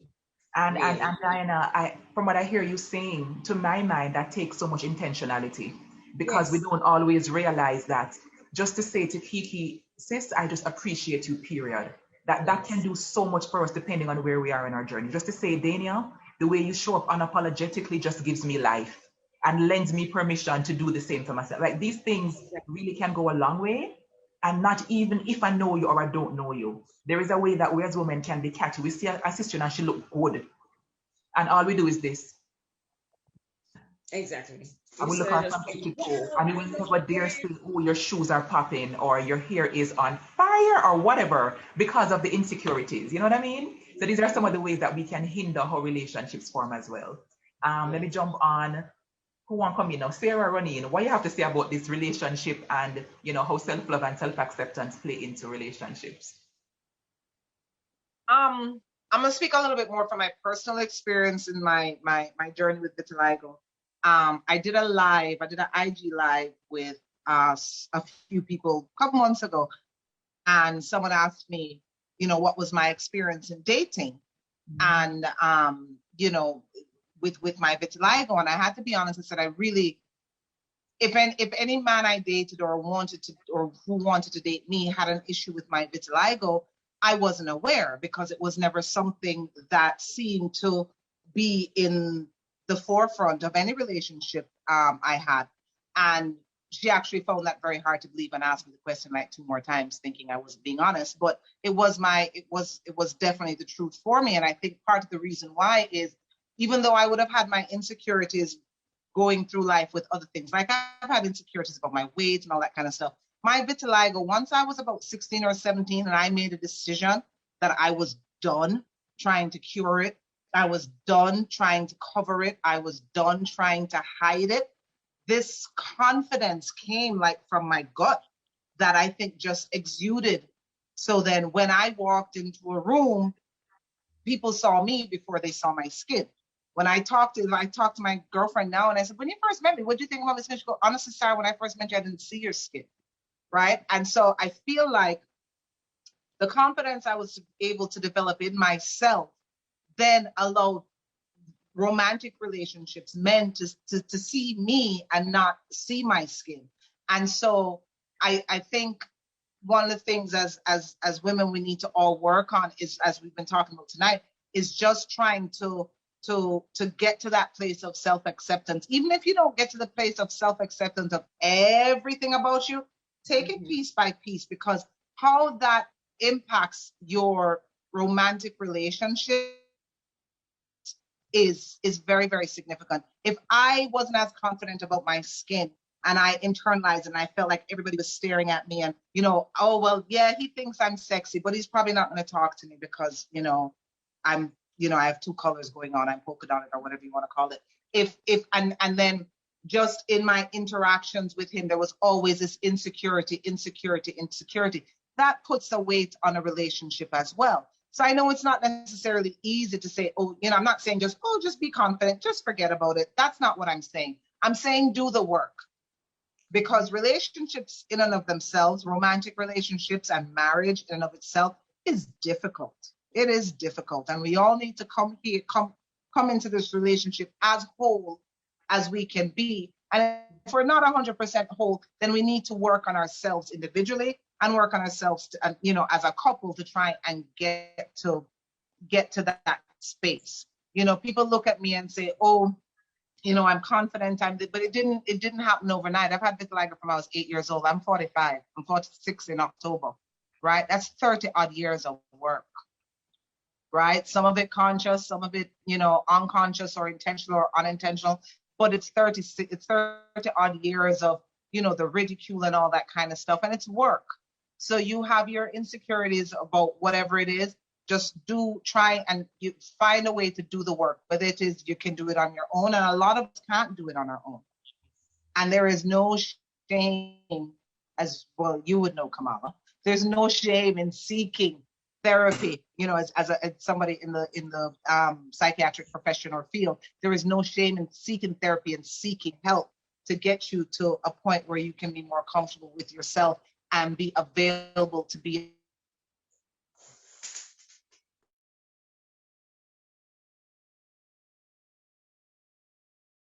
I think Sarah's the internet is listen. Woo, today. The last thing I heard was there was no shame today. in seeking help. Right. That's the last thing we heard. Okay. All I was saying is that we all can't do it. You know, you can't do it by yourself. If you want to be able to create, you know, this person that you think is going to be of added benefit and value to somebody else's life, you know, we all need to work on ourselves, whatever area, and we take it, you know, step by step. And don't be afraid. If you need to see a therapist, if you feel that you need somebody else to talk to that can give you the tools, because a lot of us don't have we come up with a lot of childhood trauma, and we don't have the tools. We're told, oh yeah, you know, you just go through life, but we don't have the tools. Yeah. So, you know, if you need to see somebody to be able to help to get you there where you have those coping mechanisms so you can be a better person for yourself and better person for a partner, most definitely. And there. I think Digicel Flow is just giving us a run for our money. But I'm going to jump over to Kiki about the other relational aspects of it. Kiki, talk to me about your thoughts in general about how self-love and self-acceptance show up. Well, first and foremost, again, just really happy to just hear all the queens sharing. You know, Daniel, in regards to your sister, like nothing but love and light towards you. You know what I mean? Because I can only imagine what that's like. So support to you. And thanks for the story as well. You know, made me smile, but made me just appreciate it that much more. Hear what, Queen? There's sometimes in life where we have to go through. There are different levels and stages of healing. Yeah. And oftentimes when we start the journey, it's a very dangerous ground when you get just a piece of the puzzle and think that's the entire puzzle. Yeah, because there's so many levels and so many pieces that you need to put together to get the whole. But everything is meant to introduce you to yourself so you can know who you are. That includes also the failed relationships that we like to say failed. But the truth of the matter is this: you can only attract on the level that you're vibrating on. Because if you are attracting a man, for example, you know, who, as we're sharing the story earlier, you know, as Dana was sharing about that young lady, you know, whose boyfriend was saying, oh, well, the swimsuit are going to over. She needs to check her levels to see where she is in life, in her whole journey, to be attracting that onto her. So it means that what he is showing to her is probably how she also diminishes herself, which is why she's with him. Because in the greater scale, what it's doing is forcing her to heal the broken parts of herself. So everything that we go through, whether we think it's struggle, trauma, whatever it is, whether we think I'm a workless man, I workless papa, I cheating boyfriend, I pick me them where I stress me, like everything that you're going through shows up in your life so you can literally heal from whatever past trauma it is and become the best version of yourself, because that's why we're literally here. The fact that brokenness affects brokenness, and again, the levels have to be balanced out. We have to be very careful about, again, like just our thoughts, yeah? Because essentially we all know this, that the self-talk and the thoughts become actual things, yeah? And that's where the base foundation really, really starts from. And all the thoughts, it's like a chain reaction, you know what I mean? You have a thought, it goes by so quickly, you don't even realize. The thought prompts the emotion prompts the feeling, and the feeling prompts the behavior. And it's like a loop cycle that just continues. But how I usually look at it is the thought is actually, well, the breath is more powerful than the thought. And people will ask me, what do you mean by that? So I'm going to ask everybody if they can take a very deep breath and hold your breath for as long as you can until you think you can't hold it anymore. Just hold your breath. Hold it as long as you can until you literally have to gasp for air.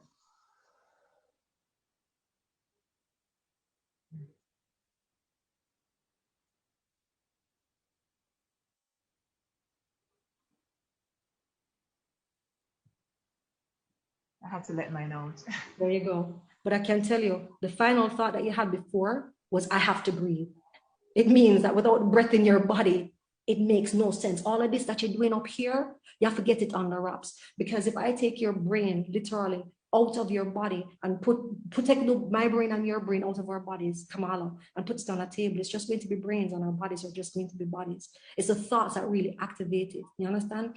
But literally, we have to shift focus sometimes and understand that the gift of life really surpasses the thoughts. And if we can get the thoughts to match the power of the gift of life, things kind of tend to balance out a bit. So my whole thing about relationships is this all going to reflect you. My 30-year-old self that would have probably raised, one child is different from the child, the 19-year-old who was raising that child, because my children are always going to reflect where I am in life. You know what I mean?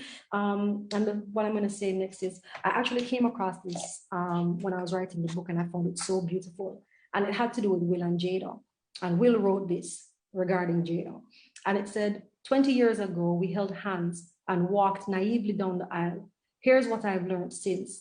Love is like gardening. I have learned to focus on helping you to blossom into what you want to be, into what you were born to be, rather than demanding you to become what my fragile ego needs you to be.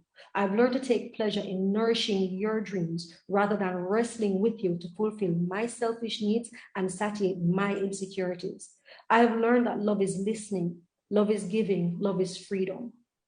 And the truth of the matter is, if we're able to do that, for as a woman to a man or a man to a woman, child, parent, like it just kind of levels things out. So that's it. I love it. Love, love, love, love, love. Because we are approaching 8:30 and we have so much good juice to wring out of this conversation, because we're not letting it go until they give me more juice, right? I want to ask Diana. Diana, when I was going through your profile, I saw some specific experiences that I know were just added hardship to your journey, right? And I know there may be some women, some men, some people who are on this call this evening who may have difficult circumstances, maybe just a few weeks or a few months in the past, or maybe currently in a difficult situation, whatever it may look like, relational, financial, feel like your professional failure, whatever it might be. I want to talk quickly about resilience, which is that ability to come back from hard experiences. Can you give us maybe the top 3 mindset tools that you have used to propel yourself from, struggling, challenged into a successful version of Diana Burgess? Wow. Okay, so I can only be real, and I have to say that some of the experiences that I've had, I've been able to come back from them when I stop thinking and just being with what is happening and observe it and just watch it and just pause and just listen and just say, okay, this is I'm just gonna watch this. I'm gonna start, when I start to become an observer of the situation rather than being in it and fighting and feeling like I am here to struggle this thing through. So even though I'm a determined person, I'm not a struggler. I am a letting go. And when I started to let go and I said, okay, all right, what else you want from me? Just start it and just allow the thing to flow through me, because Kiki just said it. It is there for a purpose, for your learning and for your grounding and for your framing and for you to get to that version of yourself. That is why it's there. When you start to just let the thing flow through you, then yes, it's going to happen. I mean, where I am now, I've had persons come to me and say, Diana, you really need to teach us about forgiveness, teach us about love, teach us about how we can get to this thing, because how could you go through a situation where you are trying to have a picnic with somebody who you love and trying to make life with, and you're going to fertility treatment because yes, that's the next thing, and the treatment that you paying your money for and you're trying to work it went and pregnant somebody else. How you come back from that? Because it's not like it happened. It happened while you're going through the thing. How you come back from that? How you come back from that to the point where you can have the most beautiful relationship with the child of that situation? How? It is that letting go. It is just letting go and understanding that it is here for your learning and for your grounding and for your shining. We spoke about the diamond in the mud, and I can say now, when I see myself and I see how I'm navigating life, yes, it can happen. It's not easy, like I tell you, enough time a ball and up on the ground and everything, but you have to get to a place. And for me, the place I got to was, okay, God, all right, what else you want from me? So Diana, can you project a little bit more, because this part of the story is particularly riveting and we don't want to miss any syllables. So could you just come a little bit closer to your microphone? Yes, because we've changed situations because computers have work and whatever. So yes, so I am in this place where the letting go, the faith, the knowing, just knowing that this thing here, so it's not going to break me. And when it's like if you start to put up this frame and this you're trying to be tough, it's easy to break that. But when you start to say, okay, you know what, I'm just gonna go with the thing. I'm going with the flow. I'm not being careless. I'm going with the flow. I'm watching. I'm seeing. I'm observing. I am taking the learning, because it was lots of lessons for me too. So I'm saying that for me is the journey. In terms of the resilience. There are times when I think about the thing and I say, seriously, even till now, but still, how I've been able to be and what the whole situation have created in me, such that I can give to the world when I stand up in front of people to talk and to train and to help to build organization. It is coming from all of those strengths that I learned from those situations. And that's it. I see times when we're in something and we're trying to see how fast we can run away from it, how fast we can get out of it. I'm not saying keep yourself in situations of abuse and that's not what I'm talking about, but go through the process. I say grow through the challenges, and that's it. So be still and allow yourself to grow through the challenges. I love that. So don't only go through, but grow through.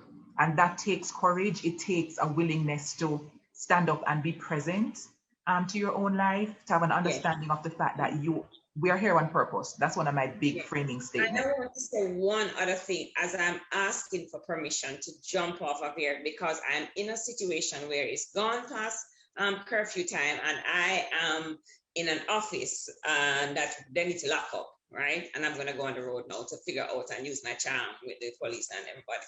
But I really, really appreciate this opportunity to be here and to just be in this community with you ladies. And it's been like an amazing opportunity for me, and I thank you.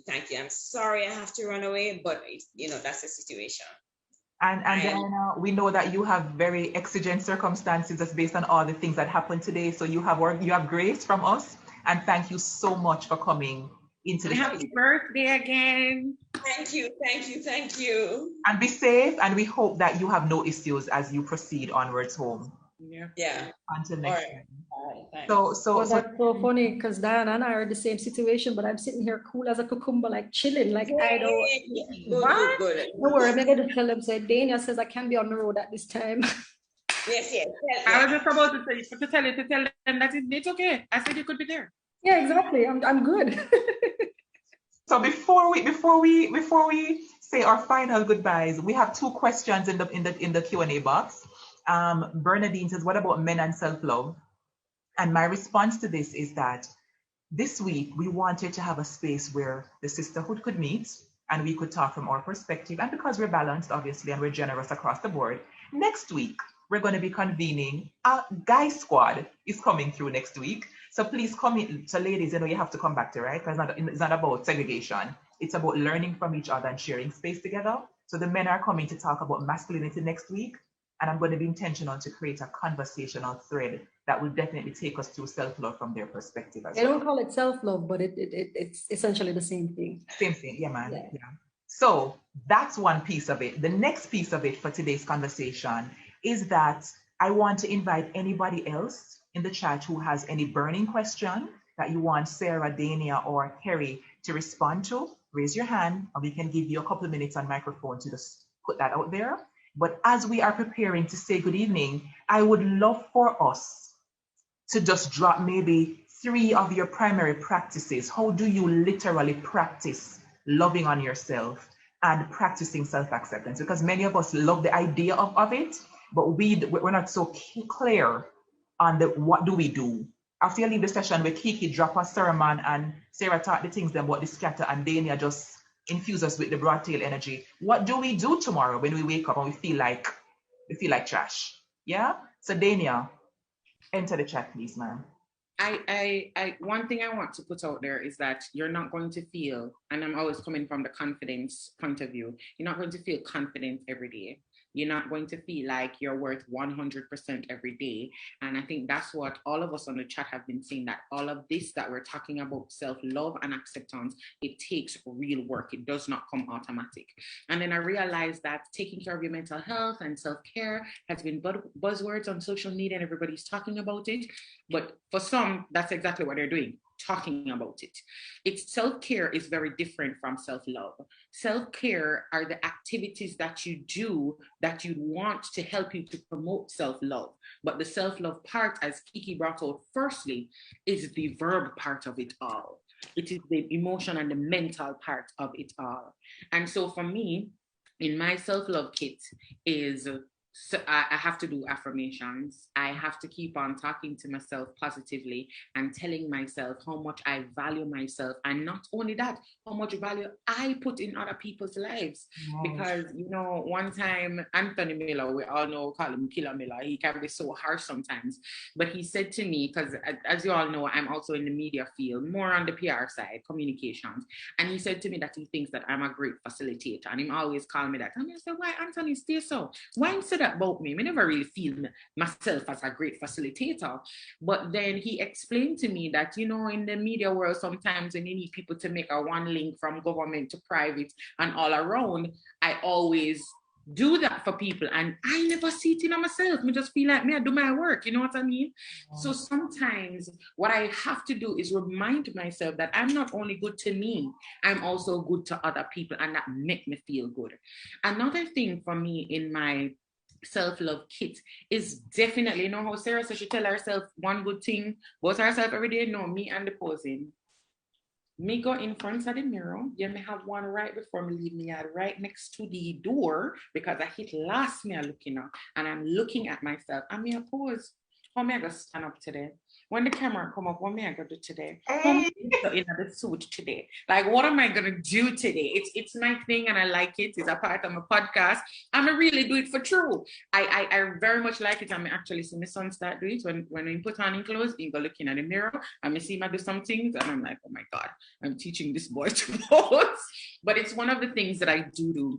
And finally, for me, so I said affirmations and posing and making myself feel good is the fact that, like Diana, who jumped off of the call, I'm allergic to dirt and grass. Like, which Jamaican pitney allergic to dirt and grass? Seriously? That's all we're ramping, right? So when I was small, I had a lot of spots. One time, one girl called me Raisin Bran Foot. And me go home, go tell my mother, and my mother laughs so till. And I'm like, Mommy, I don't know. Who for mother you be? It's supposed to be there on my side. And my mother was like, but look on it, it kind of look like Raisin Bread for true, don't it? And I ended up, switching that all around and talking about, yes, cause me sweet. But in a myself, the love kit is a part of my self-care now, where me always just moisturize down my body with all types of oils, because now the spot them gone. I'm grateful for my good skin. I try to keep it and it makes me feel good. And guess what, Kamala and all of my other queens? There was a study at Cornell University. You never know it would be a study, but they say that people who are naked, stay naked for longer, whether in your house or otherwise, they end up loving their bodies more. And that's something that I practice. Yeah, man, you come in my yard, and my yard is for me naked. And I have a sister who used to actually have a dedicated practice, especially when she was at a weight that she found uncomfortable. She would actually intentionally stand in front of her mirror to kind of just say, listen, this is the body you have to face it literally. And you're going to be kind to this beautiful body that you have, even while you're trying to love it into another shape, size, whatever it is. So thank you, Dania. We could not have. Before I ask Sarah to jump in here, I'm going to ask our tech team to launch our post-class poll, because we want to, if we want to learn anything into class tonight, right? What were your major takeaways, and just to get a sense of the room before we say good evening. So here we go. And then Sarah, please know what's in your self-love, self-acceptance kit, so to speak. All right. Well, first of all, I can't subscribe to the naked thing. It's too hot. When the breast them drop down, you have under boob sweat and everything's jiggling and everything is just sweaty. I don't know. I don't understand how people are comfortable just walking around naked. I just find it ridiculously uncomfortable, but I realize I'm the exception to the rule. So for my self-care, we talked about the positive affirmations, and Dave just said it when she said she looks in front of the mirror. When I said I tell myself something nice every day, it is in front of the mirror. I mean, I don't do a pose off. I learned about the pose off when I went on Damia's podcast. Yeah. But I do look in the mirror and find something nice that I like about myself. I was struggling with my hair the other day, so I just chopped it off and I colored it. And, it's just a whole new vibe for me. So now I'm like, it's fabulous. So separate apart from that, the other thing I do, I have my best friend. We've been friends for 24 years. We speak every single morning without fail. And for me, because she, more than anybody else in my life, even my husband, she knows me best and I know her best. And sometimes we have silly little conversations about absolutely nothing. Sometimes we might have deeper conversations, but it's that connection to something that has been cultivated over 24 years that gives me, it brings peace, it brings joy, and comfort to me. So she and I speak every single morning, right? And then the other thing I like to try and do, and it's harder to do when you're married and if you have children. I don't have any children, but I am married, and it's just I find time alone. I need to have my alone time. I may not be doing anything mind-blowing, right? I'm not necessarily, trying to change the world or journaling, or sometimes I just need my alone time. Sometimes it's just in a quiet space and I'm just laying there. I have a tendency to, and I think a lot of us women do, I stress. And I used to worry a lot. And if there was an issue, I went straight to worst case scenario. The world was going to come to an end. One of the things I started to do was spend time alone and started to try and fill my mind and my space with the things that weren't stressing me, just lighter things, just even if it was just nothing. I had to make a concerted effort to get all of that stress and negativity out of my brain. It would keep me up at night. I used to have issues when I would wake up. When I would wake up in the morning, I never had a problem going to sleep because of stress. I would wake up in the morning stressed. I would wake up in the morning sad, upset, whatever the case is. And I had to train myself out of that. And one of the things I did to be able to do that is really just take time to myself. I'm really not good at the manicures and the pedicures and massages and the facials. You know, maybe I'll get there one day. It's just not something I've been into. But those are the 3 things that I do for my self-care. And that really cultivates a really calm and joy-filled inner space. And I think that does more for us. I think that's much more core to self-care and closer to self-loving than the manis and the pedis. So thank you so much for that, Sarah. That was really powerful and insightful. Thank you. So don't leave yet. We have another giveaway for somebody. So Kiki, please talk to us about your self-love kit, and then we can give somebody an Amazon gift card. You know, I don't know if it's so much a kit, but I mean, I'm just gonna, you know, close off. I just saw someone say a while ago that worry is a woman thing. No, worry is a human thing, because men actually worry as well. They worry in silence, you know, because you won't hear them tell you. But yeah, men do worry as well. I heard everyone, you know, talking about affirmations and stuff, and so I actually have tied in the word affirm with self-love, which is you first have to accept, then you have to allow yourself to feel when you accept, because sometimes the pain of what you've gone through is so crippling to you that some people are actually afraid of feeling again, because you went through the pain. Now the healing process is requiring you to feel through this, to grow through it. And it's not something that people want to do willingly because it's so painful. So they'll just put it back in the box and leave it alone. But you have to accept the truth. You have to feel the pain of it. You have to forgive, because you also have to understand that hurt people. And the persons who ended up causing you so much pain, it reflects how much pain they were in. It don't make it any easier, but you have to go learn how to forgive, because it's a big component. Like forgiveness or lack of forgiveness, unforgiveness is like you having a bag of tomatoes, and one day, on day one, it's going to be fine. But you hold that bag for about a month, hold that bag for about a year, and you're walking around with that putrid smell of unforgiveness, and you don't realize yet. You know what I mean? So you can take somebody else's crap, so to speak, and make it your own, because you've internalized so much and you don't know what to do with the pain of it. So accept, feel, forgive, and then you have to get in tune with you. You have to understand how to just finally be there for you as best as what works for you. How are you going to self-soothe? How are you going to talk to yourself? And when you feel the insecurities popping up, how are you going to be there? How are you going to show up for you? You know? And then you have to release. You definitely have to go find a way to release it all. And then you're going to have to teach yourself how to manifest, because then you're going to understand that you have the power to actually live the life that you want to live. So for me, the stain of me feeling that I wasn't wanted as a child was a very heavy stain to carry, yeah? And it's not against my mom or my dad, but their whole thing was work and then busy and, and stuff. And if I ask for something, it's no. And, if I ask a question, it's like a burden. So I interpreted that I was a burden, which led to my suicide attempts. You know what I mean? Because I didn't want to be here because I felt like a burden. Not that I never want my life, because I wanted to live, but the shame, the embarrassment, the guilt of feeling that my life didn't matter made me want to not be here. And one of the things that I've learned, even in my endeavors in neuroscience, is the fact of, again, we just touch on this quickly, the power of thoughts. Now, we have something in our brain called dendrites, and what a lot of people don't realize is that every time you have a thought, a chemical is released, because we're mind, body, spirit, and our physical body functions in particular ways that we just don't have any control over.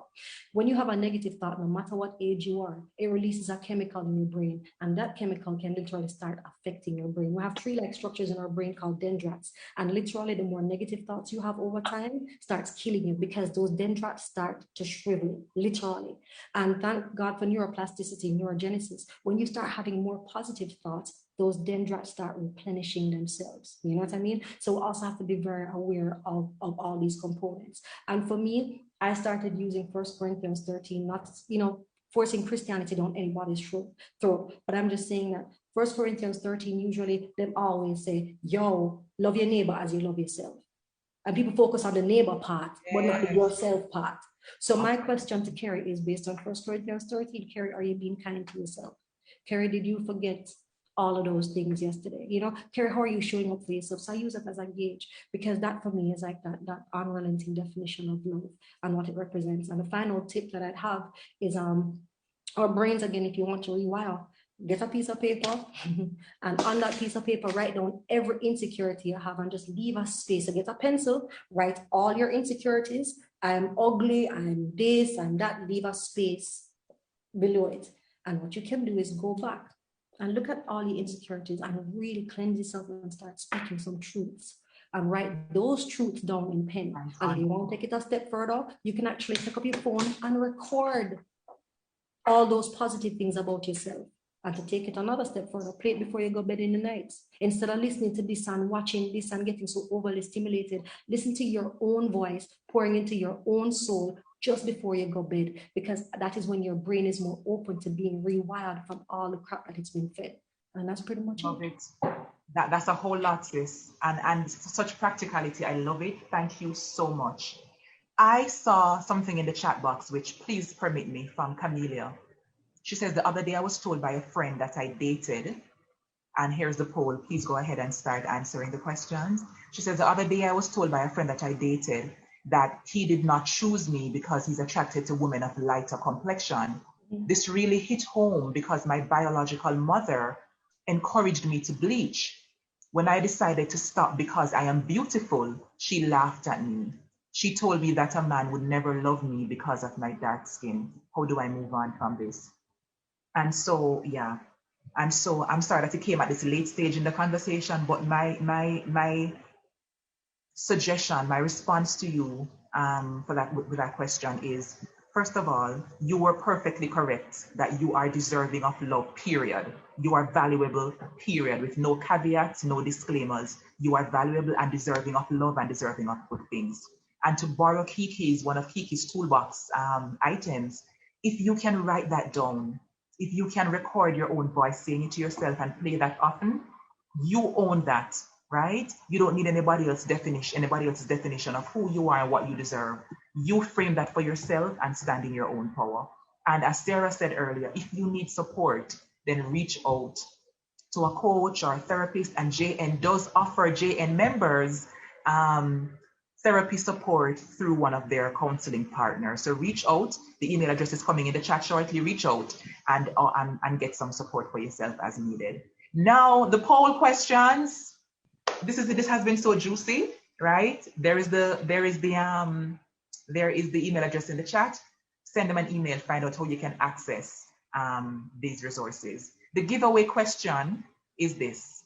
Dania dropped a 3-part gem earlier. Remember that? A 3-part gem, right? Earlier, that I asked somebody to drop it in the chat. If you can, not Dania, sorry, Diana, right? And here comes somebody answering, not quite accurately. So we have another option. We have another opportunity for somebody else to win. So tech team, do your magic and tell us who is the winner. All right? So you can win for yourself the Amazon gift card. And finally, for this evening, let's launch our post-class results, or post-class poll results. And then we're going to say goodbye until next week, Wednesday, same time, for another powerful conversation in the series. Tech team, let's see what the respondents said in the poll. And you can also tell us who won. All right. I think they had put it up before. So I don't think they have to get it. I put it up before, but I think you missed it. Are you seeing it? Yeah, I'm seeing it. They had it up before, yeah. I'm seeing it now still.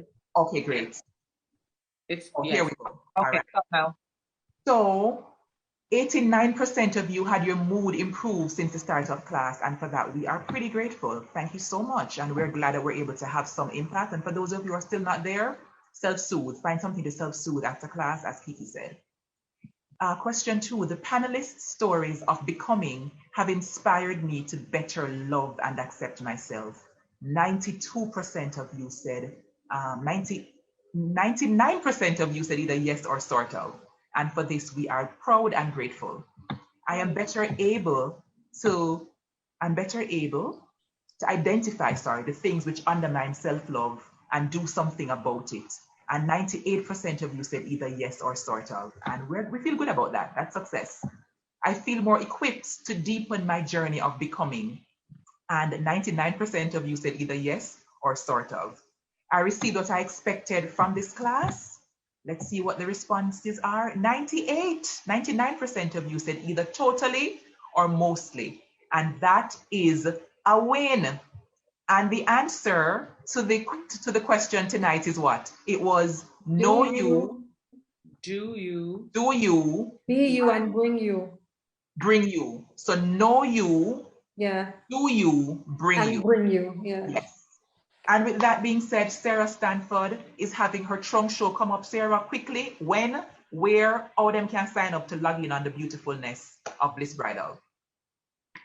All right, Bliss Bridal Boutique trunk show is happening October 30th. That is going to be the last Saturday in October. It's happening at the Jamaica Pegasus. Fingers crossed, right? Come find your wedding dress, fit wedding dresses up to 75% off, the whole thing. It's a great experience. It's the 5th year. Go to our Instagram page, our website at blissja.com. Our Instagram is blissbridalja, and you can register for the trunk show there. And possibly win a free dress rental. One person wins a free dress. There you go. Dania Beckford, Carrie Ann, Kiki Toms, and to the amazing JN Life Class family who come every week with the good energy, the curiosity, the vulnerability, the courage to lean in. Thank you all so much for a beautiful session. I had an amazing time. Thank you for feeding me with your stories of inspiration and your openness and your courage. I got so much. Thank you all. Thank you, JN family, to the tech team behind the scenes, Kevin, Javon, Celia, Whitney, Claudine, all of us. Thank you so much for making this space happen. And please come back. Thank you. I just wanted to say that I'm also going to start my musical power talks, where I'm going to just fuse my mixing with, just a few little nuggets. So so they could just follow me at Kiki Made for TV on Instagram, and I'll keep it updated there. But yeah, musical power talks coming soon. Matif Mahosman slogan. Musical. I like it. Kiki Made for TV on Instagram. Find her, follow her to get more of that good energy, fusing music and inspirational talk.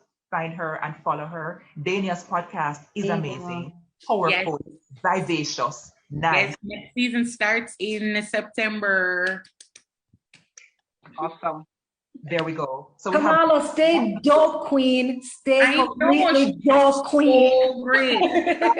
I love the energy. Thank you all, everybody. Until next week, what time? 6:30 p.m. Which day? Wellness Wednesday. Come back here. JN Life Class. It's where it's happening, everybody. Much love. Be well. Take care of your bodies and your good selves. Until next time. Bye, Sarah. Bye, Dania. Bye, Kamala. Bye, Kamala. Bye, everybody. Bye, Sarah. All right, everybody. Take care. Be well.